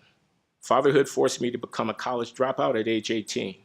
I worked full-time as a clerk in a printing plant for 5 years before graduate school and was a full-time student as well for the last 3 of those years. This time I was serious about it. I completed my graduate studies well enough, and by age 33 I had become a tenured professor of economics at Harvard, indeed the first Black person to hold that position. I remarried at 34, became an inpatient at the McLean Psychiatric Hospital at age 39, and was baptized a born-again Christian at age 40. You're going to have to read the book to get the details. The Chicago of my youth exuded beauty and brilliance amidst compromised standards and awful pain. My Uncle Adler drank himself to death, while our close family friend, Boo Boo, was a brilliant student. He was a chemistry major at the Illinois Institute of Technology. He had to watch his father fatally shoot himself in the head while sitting on my mother's living room couch. A kid I knew named Pig, a grade school nemesis, ended up with a life sentence for killing a cop. The quiet boy down the block, Paul Shumpert, who was a brilliant Little League shortstop, overdosed on heroin at age 18. My cousin Ronnie was also strung out. He'd stop by our house from time to get something to eat and would steal from my mother's purse, which she would knowingly permit. The kid Stevie, whom I'd known since I was 12 years old, died in his mother's basement after receiving an accidental gunshot wound to the gut. A gay man with whom I worked named Chuck was found bludgeoned to death in his apartment, a place where I'd spent time shooting the breeze with him on Saturday mornings after we'd finished a grueling third shift. My Uncle Alfred lived a polygamous life with overlapping families, fathering 22 children altogether. The brilliant Uncle Adler, who graduated at the top of his class from Northwestern University Law School in the early 1950s, was disbarred because he got caught up in some shady family business with the great aunts. And yet, I vividly recall my Uncle Adler's stunning eloquence, my Uncle Alfred's charm, physical beauty, and absolute devotion to his 22 children, my mother's sweetly melodic voice and giving heart, my Uncle Mooney's grit, enterprise, and fierce independence, my Auntie Lois's steadfast and sacrificial love of family, her elegance and her ambition, the impressive style of those wicked great aunts, their silverware and lace tablecloths, the ivory and mahogany, the crystal, the Persian rugs, lace curtains, their furniture, their cars, their mink and fox and chinchilla fur stoles, their stylish shoes, hats, and precious jewels. I can recall watching my mother dressed for Sunday night, go-go, the stockings, girdles, brassieres, garters, powder, painted nails, hairdos of several colors, the forest of bottled perfumes, colognes, creams, lotions, and oils that covered the top of her dresser. I can recall men's conked hairdos, Sunday socials, fashion shows, teas, bid whist card games, cookouts, feasts and parties every holiday or no holiday at all.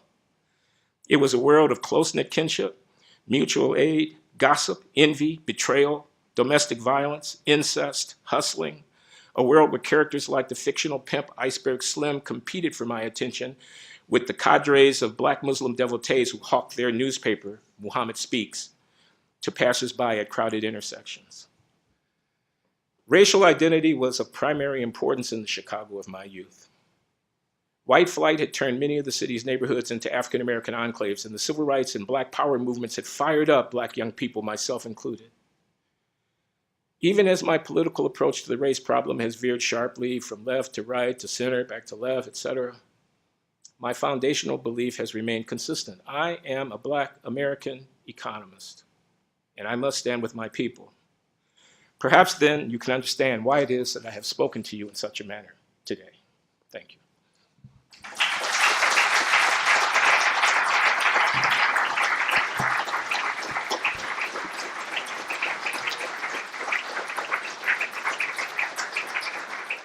We're going to have 3 discussants after this remarkable presentation. And the first one is Rajiv Sethi from Barnard. Wow, impossible to follow that in any reasonable way, but I'll do my best. It's an incredible honor to be selected to be a discussant here, both because Arrow was such a legend for all of us in this room and for economists and social scientists more generally, but also because a particular selective association, Glenn talked about selective associations, and my association with him has been without doubt the most professionally rewarding of my career. And it's not because we've written together or taught together, although we have done both of those things. It's the informal conversations over a drink or over dinner where we've probed issues that we haven't fully worked out. And he's always given some astonishing insight about something that's got me thinking for weeks on end. And it's been just phenomenal. So, and I think you can see from the talk why that might be the case. Stephen Durloff, I'm really disappointed, unfortunately, he's not going to be here, but he'll make an appearance on my slides. I'm going to be much more modest in what I say. It'll be a very narrowly focused presentation, describing the effect of Glenn's work on my own thinking about group inequality and describing a very simple version of a model that I've been working on recently with co-author Rohini Somanathan. Let me just start by talking about the three people whose work really, for me, defines the pillars on which the economic thinking about group inequality stands, in my own personal opinion. The first is, of course, Arrow, and his work on statistical discrimination. So, of course, it's familiar to everyone here, but just in a nutshell, he showed how negative stereotypes about the productivity of people belonging to a particular group can become self-fulfilling through their incentive effects. That people who believe that they will not be rewarded in the labor market because they'll be believed to be deficient in some way will have diminished incentives to invest in skills and thereby fulfill those expectations. And it's an idea that has been very fruitful in economics. The second is Tom Schelling, and Schelling's work on segregation, where he looked actually at endogenous selective association. So he showed that even if preferences of people with regard to their associations are such that high levels of integration are equilibrium phenomena, those equilibria are very, very hard to reach. And this point is very hard to make by equilibrium reasoning alone. So, using what has come to be called a simple agent-based model of people exiting and entering neighborhoods, he showed that even if integration is fully consistent with people's preferences, reaching it from a perturbed state is almost impossible. We might think of it in terms of the size of the basin of attractions of integrated versus segregated equilibria, but that I think is a very, very profound insight. So viewing high levels of segregation does not then tell us very, very much about the preferences that gave rise to them. I think that's a phenomenal insight. And the third is Glenn's work. And Glenn looked at the consequences of selective association for the intergenerational accumulation of human capital. And argued that when you have segregation, even the absence of any kind of discrimination in markets, in labor markets and so on, will not be enough. The equal opportunity would not be enough to give you a convergence in group incomes, even if groups were identical in every other respect, if you had segregation and you had historical disadvantage. And one of the things I really appreciate about Glenn is the way in which he uses language. The power of words is, you've seen some evidence of it here. You'll see it in this book, The Anatomy of Racial Inequality.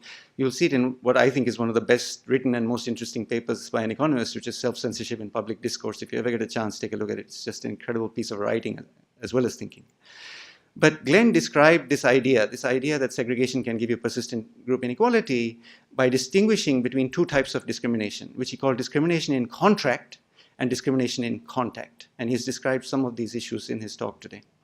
Discrimination in contract is discrimination that you get in credit markets, in labor markets, in housing markets. And this is kind of discrimination that governments can outlaw and have indeed tried to do so for a couple of generations now with varying degrees of enthusiasm and enforcement. But discrimination in contact, which is discrimination, this is not meant pejoratively, it's discrimination just in terms of selective association, in marriage, in dating, in adoption, in friendship. This kind of discrimination is not only impossible for governments to regulate, it's actually constitutionally protected in a free society. It's something that will happen. If it happens, it's not something that government can really act upon. Although Schelling shows us that there may be situations in which discrimination in contact can arise even if nobody wants it. And so therefore there may be some scope for public action in that regard. We can discuss that later if you like. If it is true, so Glenn's main contribution actually in one of his chapters in his dissertation, which was published in a 1977 paper, and described very briefly here in this AER-PNP paper from 1981, is that if you have enough segregation, then equal opportunity will not be enough to give rise to a convergence in incomes across groups, even if groups are identical in every other respect. And this is not about statistical discrimination, incomplete information at all. It's about the social, it's about the role of social capital in the development of human skills. And it's that it can be a persistent force. And this idea was expressed in his 77 paper and his dissertation prior to that in this PNP paper. But the precise conditions under which that arises is really what we did together in our more recent work, just identifying exactly when that claim is true and when it's not true. So equal opportunity is not enough. So what? So what can one do? If one wants to have convergence of incomes, you've got historical disadvantage. What can one do? Well, one possibility that's mentioned in this quote right here is affirmative action. But this is not a positive argument for affirmative action. It just tells us that some policy, affirmative action or something else, would be required if one wanted to achieve convergence of group incomes, since equal opportunity is not enough. So when Glenn looked at affirmative action, actually, in more detail with Steve Coate, he found that yes, indeed, affirmative action could have the effect. If you have ex-ante identical groups and you have self-fulfilling negative stereotypes in an arrow-type model of statistical discrimination, it is possible for affirmative action to give rise to a disappearance of asymmetric equilibria in which groups are treated unequally. So negative stereotypes could be eliminated. It was possible under some conditions for that to happen through an affirmative action policy. And you can see how that might work. If the skill development is inhibited because you don't believe you'll be treated fairly in the labor market, affirmative action can mitigate that effect and cause you to develop, to invest more in skills. But, and here's the catch, the opposite can also happen. So especially if the group that is initially stereotyped negatively is a small part of the population, employers may be quite willing to hire them despite being deficient with regard to their skills. That, in fact, can dull the incentives for human capital accumulation, and you can get what Coate and Loury called patronizing equilibria, in which actually the stereotypes are worsened by affirmative action. So it can go either way. So there's an indeterminacy about the effects of affirmative action. I want to talk a little bit more about this issue about affirmative action and group inequality. But the Coate-Loury model, for reasons similar to Arrow's original statistical discrimination model, assumes that groups are ex-ante identical to make a theoretical point. But we know from Glenn's talk and from observation of the world around us that groups are not ex-ante identical in their skill development, at least at any particular point in time. In this case, if even without any kind of negative stereotypes, if people are just simply selected based on their prior achievement, narrowly defined, say for example with regard to some test score, then you're going to have underrepresentation in elite positions of people who belong to disadvantaged groups because they have lower levels on average of productive skills and so on for a variety of reasons. And this sets up a trade-off between qualifications and diversity. And there's a literature that looks at this, the influential papers by Chan and Eister, and more recently by Fryer and Loury, which say, well, look, how will this play out? If you are allowed to have identity contingent selection into universities or into employment, what Fryer and Loury call identity contracting, I think, some phrase like that. In that case, you'll have a practice of affirmative action, not based on performance goals, but based on the fact that you're willing to trade off some performance to some degree in order to gain diversity. But what happens if you're outlawed from doing that, which has been the case, for example, with California Proposition 209, Michigan Proposal 2, that, if you are prohibited from taking identity to account, if you have to be colorblind in your selection policies, but you still care about diversity, what are then the implications of that? So there's a literature that works out those implications. But there's an implicit assumption in that literature, which is that in the absence of a diversity motive, you would simply select in a manner that is monotonic with respect to some observable, like a test score, and you'll have a common threshold across the two groups. You'll select based on that threshold, and the disadvantaged group would be underrepresented. I want to just challenge this a little bit and talk about something I've been thinking about along these lines. So you have arguments for identity contingent selection generally based on either mitigating group inequality, so that was the first argument, that equal opportunity is not enough, perhaps we need something like affirmative action, or in valuing diversity, which is that even if you don't care about group inequality, you may still value diversity, and that can give you an argument for affirmative action. I'd like to explore, and I'm just going to describe some work with Rohini Somanathan. I'll be very brief. I'm not going to take much longer, maybe just 5 minutes. I want to describe some work with Rohini Somanathan that tries to ask whether or not one can make instead a merit-based case for identity contingent selection. And I'll present a very simple model and a numerical example and leave it at that. To do this, we need to distinguish between different notions of merit. And here I want to draw upon a distinction that has been made between notions of merit by Stephen Durloff. So he's not here in person, but he's here in spirit. And I think this is a very, very important distinction. So in this paper in 2008, Stephen makes a distinction between merit as a reward, which is selecting people into employment or into academic institutions based on their past performance, for example, on an SAT score. And he refers to that as merit as reward. And he wants to contrast that with merit as effectiveness, which is selecting people based on what one anticipates to be their future performance, right? And their past performance may be a highly informative signal of their future performance, but those things are not isomorphic. And he wants to explore the distinction between these two things. So I'm going to talk to you about a very simple version of a model that I've been playing with, and over the last few months with my colleague Rohini Somanathan of the Delhi School of Economics. And it has the following features. So I'll describe it briefly and then go through a simple specification. So suppose that people are selecting, so you can think of a university if you like, selecting based only on expected performance. They do not care about diversity, and they do not care about group inequality. All they care about is the future performance. And suppose that individuals differ along two dimensions, which we call ability and resources. And this difference, ability and resources, is exactly the way in which individuals are modeled in Glenn's 1981 paper in Econometrica. And he refers to this as ability and resources, in fact. Now, both ability and resources affect qualifications or what we call training. And you can think of a test score as being fully revealing of training. But training is determined, you can get high levels of training if you have high ability, but even higher if you have high resources. So resources and ability both jointly combine to determine your level of training, which we shall assume to be observable. And there we're departing from Glenn's 1981 paper and the usual human capital framework, because in that paper, only resources determine training. And that's going to make a big difference, actually. So your ability and resources together affect training. But performance depends on both ability and training. This is the only departure from a standard human capital function. So ability affects your future performance, but it also affects your training. So it affects both directly and indirectly your performance. And what this means is that if you observe two people with the same levels of training, you would like to pick the one who has higher expected ability. Because over and above any effect of training, that ability is going to continue to have ongoing effects on productivity. Okay, that's the only departure from a standard human capital model. Training is observable, ability and resources are not, and groups differ in resource distributions but not ability distributions. So that's the working hypothesis. What's the optimal selection policy? I'm going to take a simple case. So we have worked through more complicated cases with continuum of ability levels and so on, but I'll just describe a very, very simple case in which inference is extremely simple.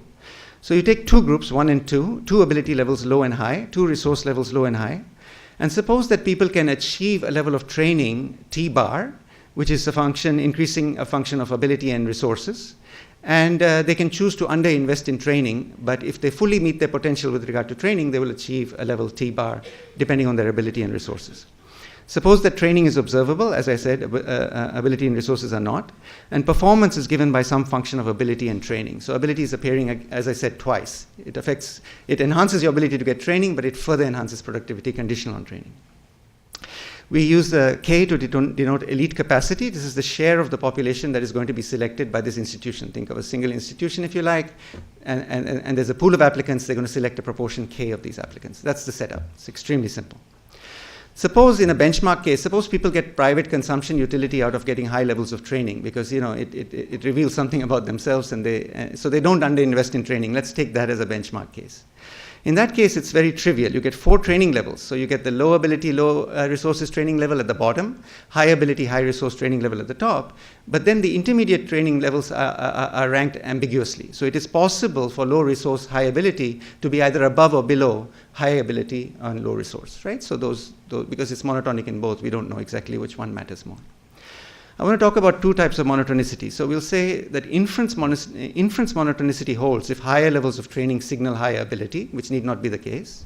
And we say that performance monotonicity holds if expected performance is increasing in training. So, and even this may not hold because higher training, if inference monotonicity fails, then higher levels of training could signal lower ability rather than higher training, if that training is interpreted as coming from resources rather than ability. So TLH is the training you get with low ability and high resources. If low ability and high resources gives you lower training than high ability, low resources, this is the only 2 training levels that were unranked, right? In that case, you get inference monotonicity, right? So the top 2 training levels are the high ability folks, the bottom 2 training levels are the low ability folks, and you have inference monotonicity. In that case, obviously, you also have performance monotonicity because training is productive and you want the people with high ability. You're just going to pick, whatever your elite capacity, you're just going to pick from the top training level and go down. Okay? Regardless of the group, you're not going to have any kind of distinction between the groups. But if you don't have that, if low resources and low ability and high resources ends up with higher training, 5 minutes, yes, I don't even think I need that. If low ability and high resources ends up with higher training than high ability and low resources, then inference monotonicity fails, and performance monotonicity can fail if ability has a large independent effect on productivity over and above training. So if ability matters a lot relative to training, then you can have a failure also of performance monotonicity. Then you get something a little strange happening. So if performance monotonicity fails, then your selection is going to be non-monotonic in training. You want to pick off the cream of the crop. Those are the people with the high ability, high resources. Then you want to skip over the people with high ability, low ability, high resources, who is the second training level, and move to that third level of training where people have got high ability but low resources. Right? So there's a non-monotonic selection policy. Of course, this will set up incentives to underinvest in training. So we'll talk about that in just a second. So here's the baseline if people sort of report truthfully, if you like, if they achieve the level of training that they consider to be their potential, their maximum level of potential. So here you see you have 2 groups, and this is a numerical example with equal size groups.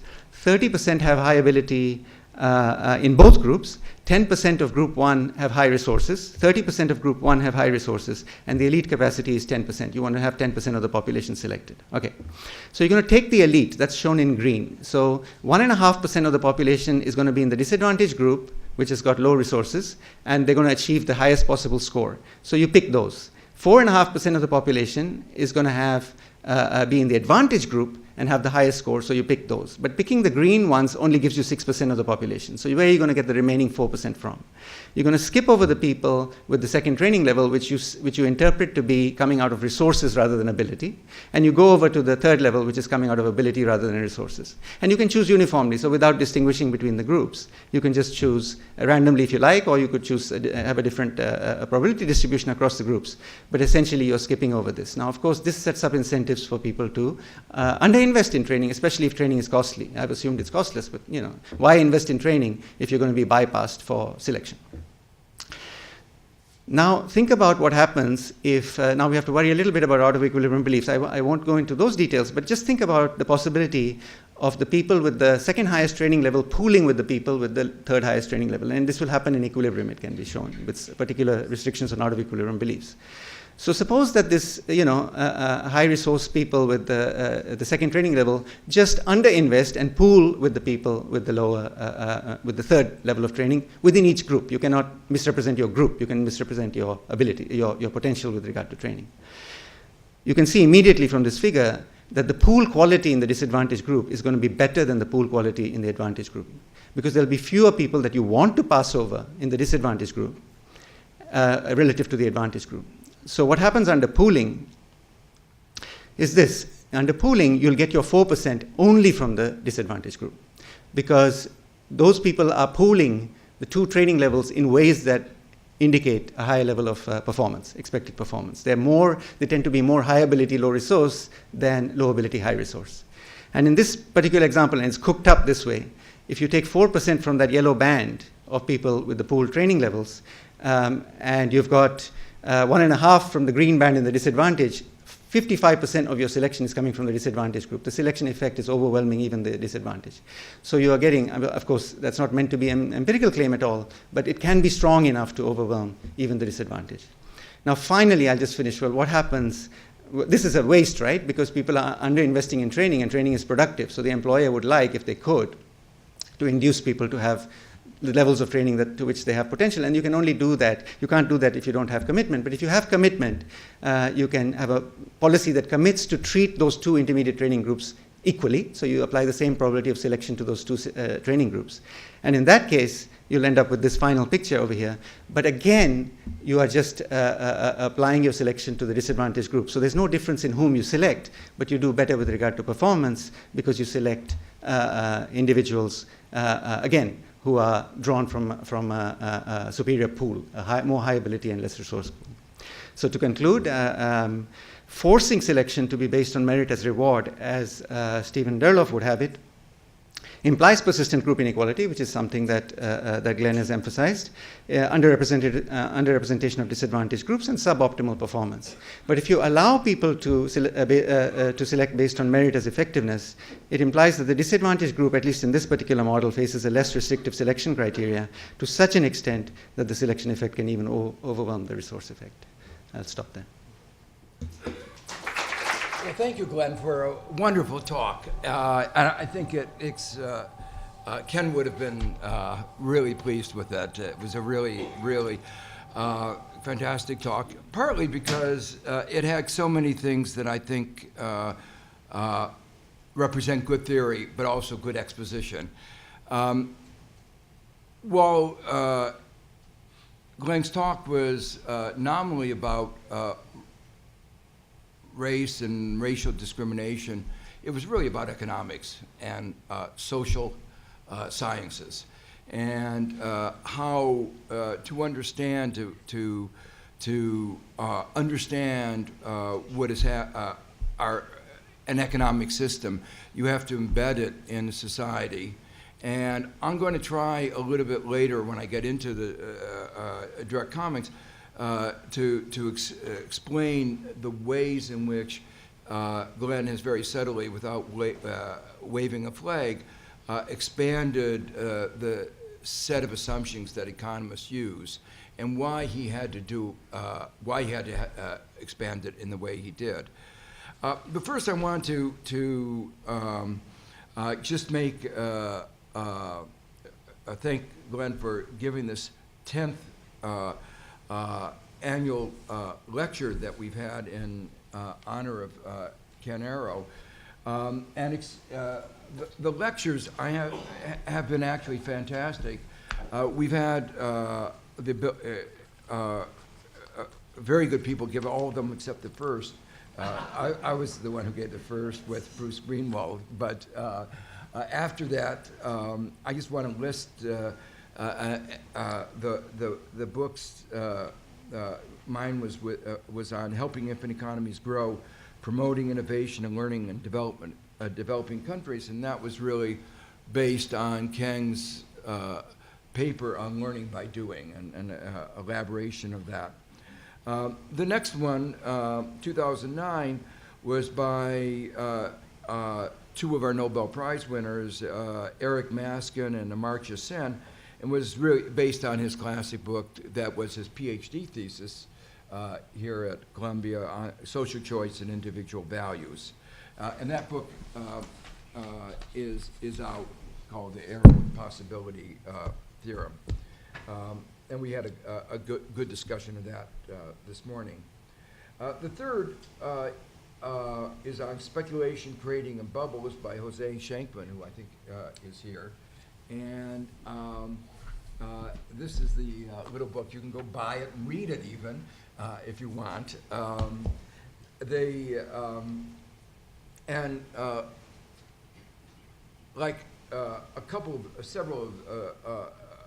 One of the points that was emphasized is Ken's work on risk and asset prices was really fundamental, and several of the lectures have picked up on that, and this is one of them.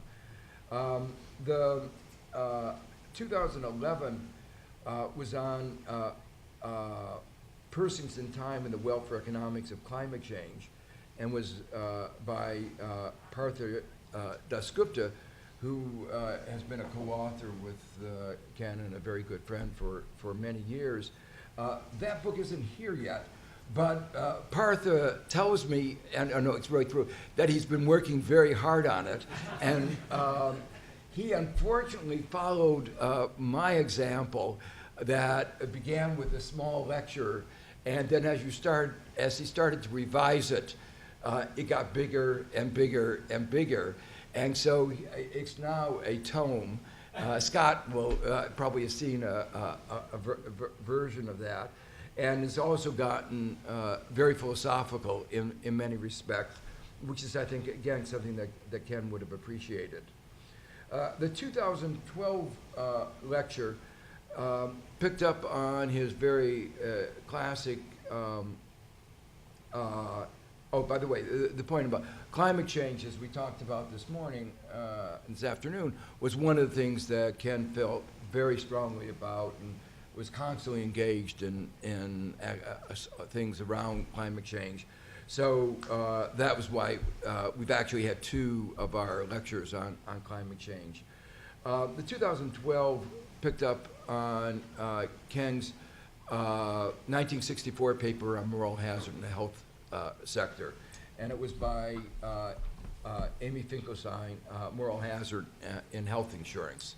And it really illustrates the influence that he had, that Ken had in promoting, you might say, a whole industry in the economics profession of health research around these ideas of moral hazard, let alone moral hazard in other areas. The 2013 was Pricing the Planet's Future, the Economics of Discounting Under Uncertain Future by Christian Golier. And I guess that one is not yet here either, but I'm sure it'll be coming. And it was about the issue that, is that right? Oh, yeah, I'm sorry, here it is. It's called, they changed the title. Ethical Asset Valuation in the Good Society. So, thank you. And it was about discounting, which is the key issue in climate change. How do you value the future?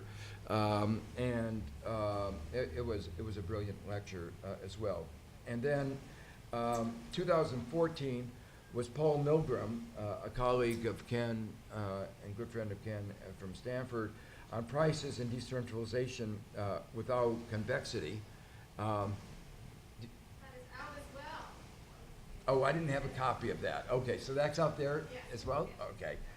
And 2015 was Career and Family Collision or Confluence by Claudia Golden,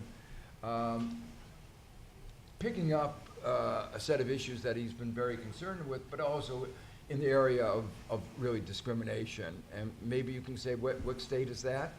We haven't seen that one yet. Oh, okay. But so if you see her in Harvard, tell her that we're waiting. And then 2016, it's John Giannakopoulos, who gave a wonderful lecture on credit surfaces, leverage cycles, and doom loops. He says that the event last month and this is putting pressure on him to complete the book, right? Okay, so it's actually been a fantastic series, and Glenn, you've really kept up and exceeded the tradition. Ken wrote, as I mentioned at lunch, a classic paper on the economics of discrimination. One of the things I mentioned was that in his the autobiography that he wrote for the Nobel, besides general equilibrium, he talked about the contributions to information economics. But the only other topic he mentioned among all the other topics that he contributed to was the work that he contributed to discrimination. So it was something that was very close to his heart. And Manny told a story about seeing him on the first week at Stanford out there marching, protesting Woolworth stores because of the discrimination. And I think that period in which I was a graduate student, he was a mentor, a teacher, of the 60s was a period of, the civil rights movement. Anybody, I think, with a conscience had to come to terms with that, and in one way or another. I went down to the South to try to, help desegregate, and was in the march with Martin Luther King, but it was something that also absorbed us intellectually. And the question was, and your talk brought out very, very forcefully, the question is, how do we reconcile this persistence of discrimination with our models? And I'll come back to that in just a minute. Before that, I just want to say a couple of other things about King's commitment and passion on the subject, some of which he wrote about very forcefully in an article he wrote in the Journal of Economic Perspectives. And I just want to quote it because it's so, he was an empiricist, but he understood when you needed regressions and when you don't. And I think that's an important lesson because a lot of people think that the only way you find out about the world is running a regression. And sometimes you can just open up your eyes and see certain things without doing a regression. So there are just a few passages here I wanted to quote. We must start with a simple observation. Before any legal steps were taken to address economic discrimination, it existed in perfectly open form with no need for subtle economic analysis. And then he goes on, the presence of racial discrimination throughout American society was, to use the words of Samuel C. Johnson. And by the way, one of the things that we've noticed all today that Ken liked to give literary references, and that was one of the things why reading his stuff was always so much fun. We had a lot of examples. So to quote Samuel Johnson, a fact, quote, too evident for detection and too gross for aggravation. To establish the existence of discrimination, estimating wage equations would have been beside the point. So making it very clear that, yes, a lot of economists make a living by running regressions, but you ought to understand it may be, for some purposes, important to estimate the quantitative magnitude, but to establish the existence of it in a significant magnitude, you didn't need to do that.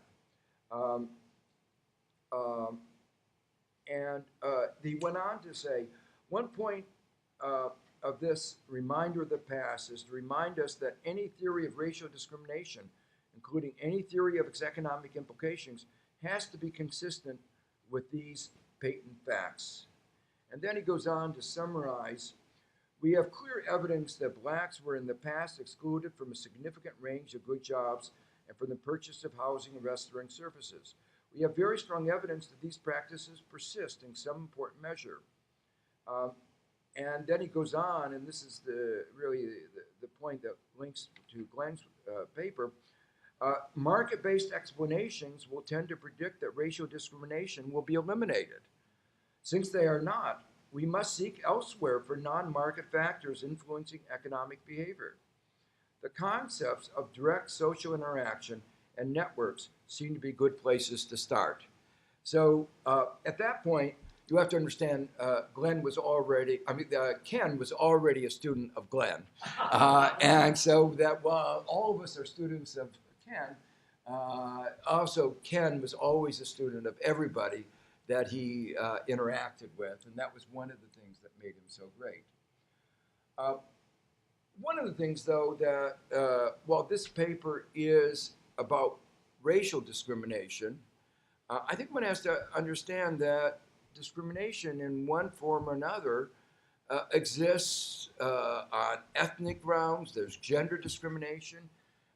It is what Glenn was describing was a particularly American phenomena, and one has to understand discrimination in America in that context as an American phenomena. In India, they have caste and caste discrimination. They have their own history. And so as we look around the world, we see in society after society discrimination. And so in some sense, which is not to undermine the importance of our discrimination here in America, it is to emphasize that what Glenn is talking about is an important phenomena of all the social of all of our societies, and that's why economics and all the social sciences have to come to terms with these phenomena. I'm told I have 5 more minutes. I'll be fairly brief. We'll let it run over just a little bit. So one of the reasons why I want to emphasize this is to say in other ways, it is very hard, our society in earlier years exhibited lots of discrimination against other groups. Much of that has been addressed, but the particular kind of racial discrimination has not. So Ken, like Paul Samuelson, experienced discrimination in their own lives. Ken got admitted to Columbia, but the racial quota on scholarships had already been used up. Not the racial, the Jewish quota on scholarships had been used up. And so he didn't get a scholarship to Columbia. So that, as an undergraduate, and that was Columbia's loss, but CCNY was a great institution because of all the discrimination that was going on.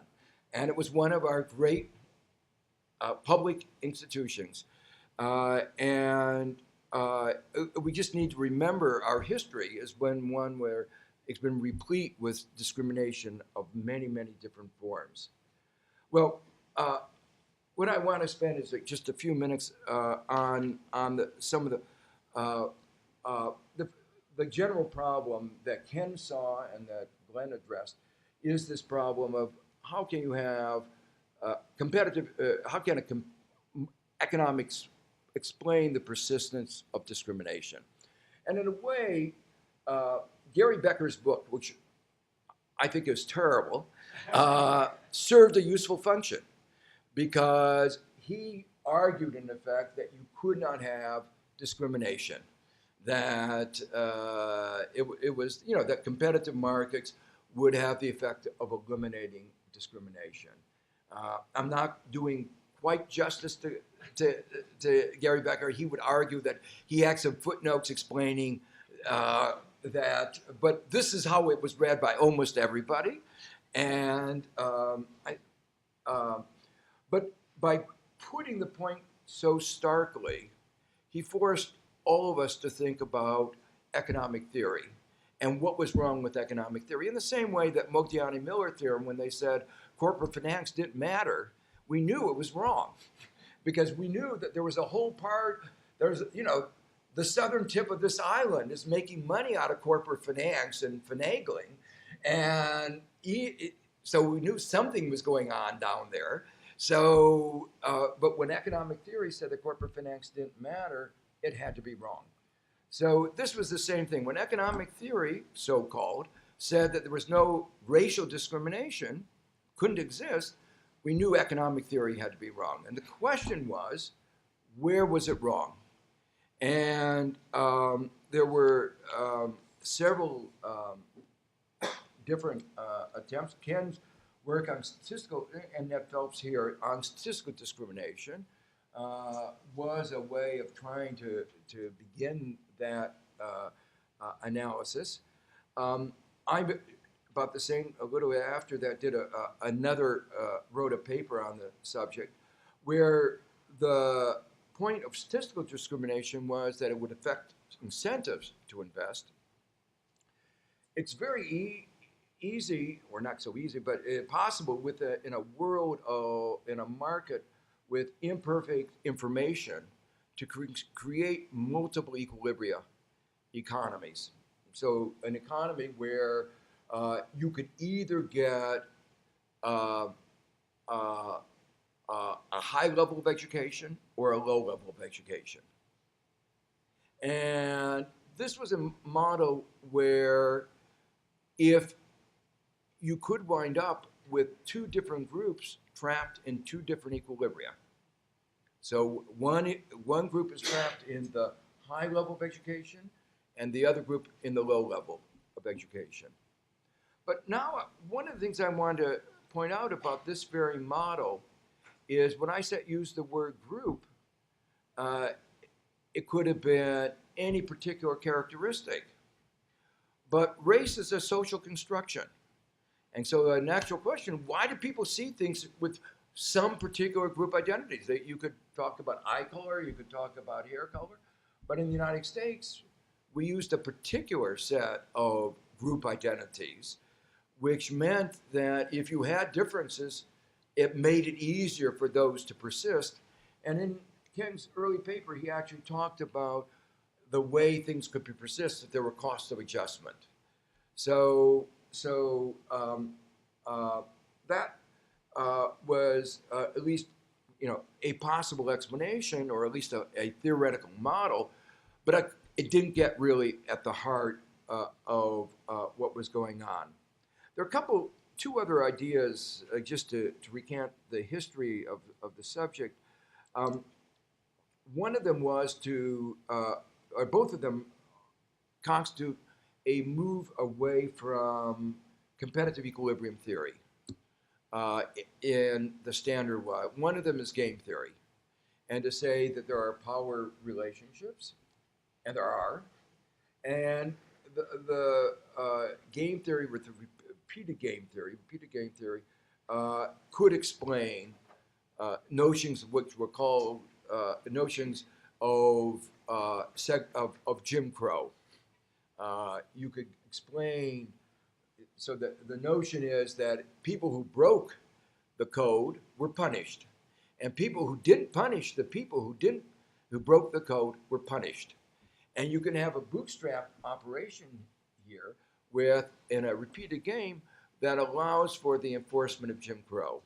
So in a way, I think that's at least one possible, you know, and you see it had a very ugly overtone because it was a power relationship, but it was a kind of interpretation of social capital in repeated game that had a very negative connotation of social capital. Social capital is a way that the whites maintain their power vis-a-vis the black in this mechanism. But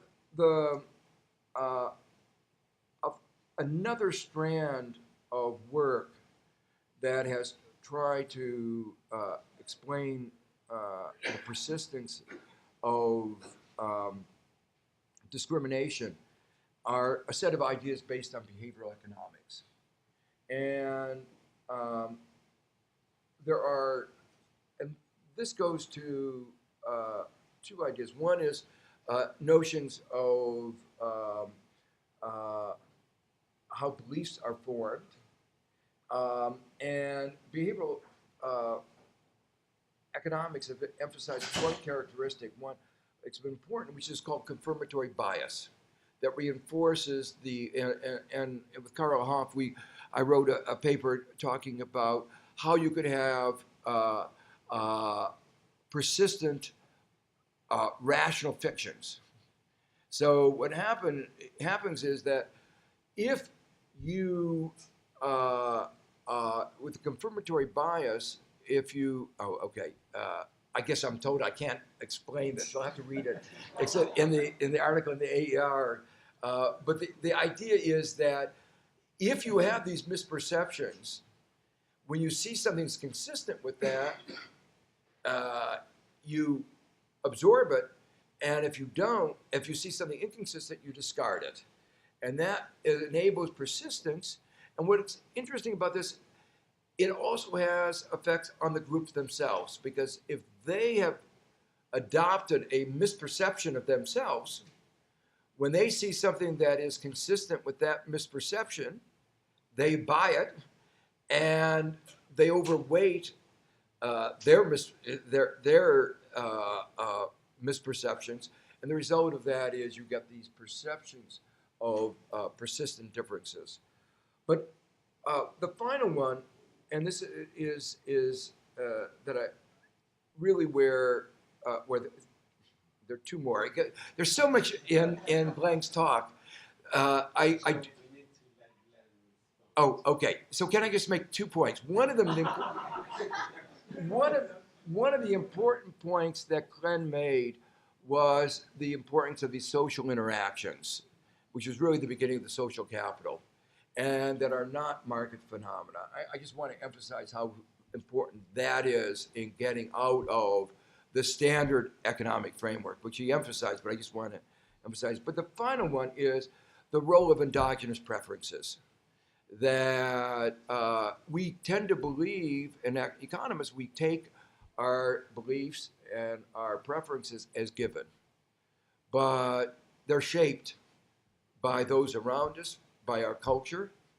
And this is the second strand of behavioral economics, which is gaining a lot of influence, including work at the World Bank, and of how the society in which we are embedded shapes who we are and how we shape our society. So it's an interactive.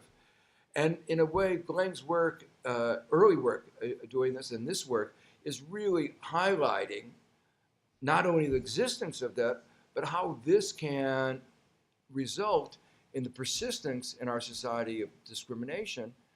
I can't get to the critical issue that I wanted to, which is what we do with it. But there are one element of this that I do want to highlight, which is part of what is going on, is the power stuff that I talked about before, and the exercise of power. And the Roosevelt Institute has come out with, I think, a very interesting document called Rewriting the Racial Rules, Building an Inclusive American Society Economy. And the point I want to say is that there are ways of intervening, imperfect as they are, that we have to understand. Incarceration is one example of that. But actually our society is filled with these rules that structure our society, reinforce the problems that Glenn identified. Stop. Yeah.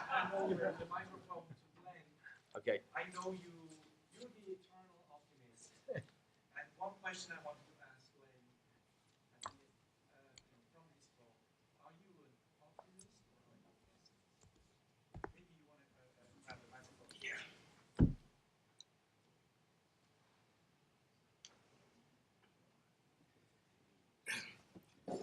Well, I mean, let me just. I don't have a whole lot to say here. This has been a wonderful experience. I deeply appreciate the comments of the discussants. It's very flattering. I think we all know how wonderful it is to have one's work and one's ideas taken seriously and admired. You ask me, am I a pessimist or an optimist? I'm a pessimist. This is now not a scientific statement, it's a statement of opinion. I'm going to be 70 on my next birthday. I was 20 years old when I picked up Gary Becker's book. A lot has changed, of course a lot has changed, but you saw the general trend lines that I was calling attention to, and you can pick up your newspaper or turn on your device and find out what people are saying nowadays about what's going on in American society around these questions of race. And it's still a fraught malaise. It's very difficult. I don't have to get into the politics of, how presidential elections go and where the parties are and whatnot, but the country is not exactly primed to rewrite the rules on race. As good an idea as that might be, I haven't seen that Roosevelt Institute policy paper, but you gotta win an election, you gotta get it through Congress, and you can see what you can see. So here I am. I feel like sometimes we haven't gotten off of square one. I mean, that we're sort of cycling back again and again and again. This is informal.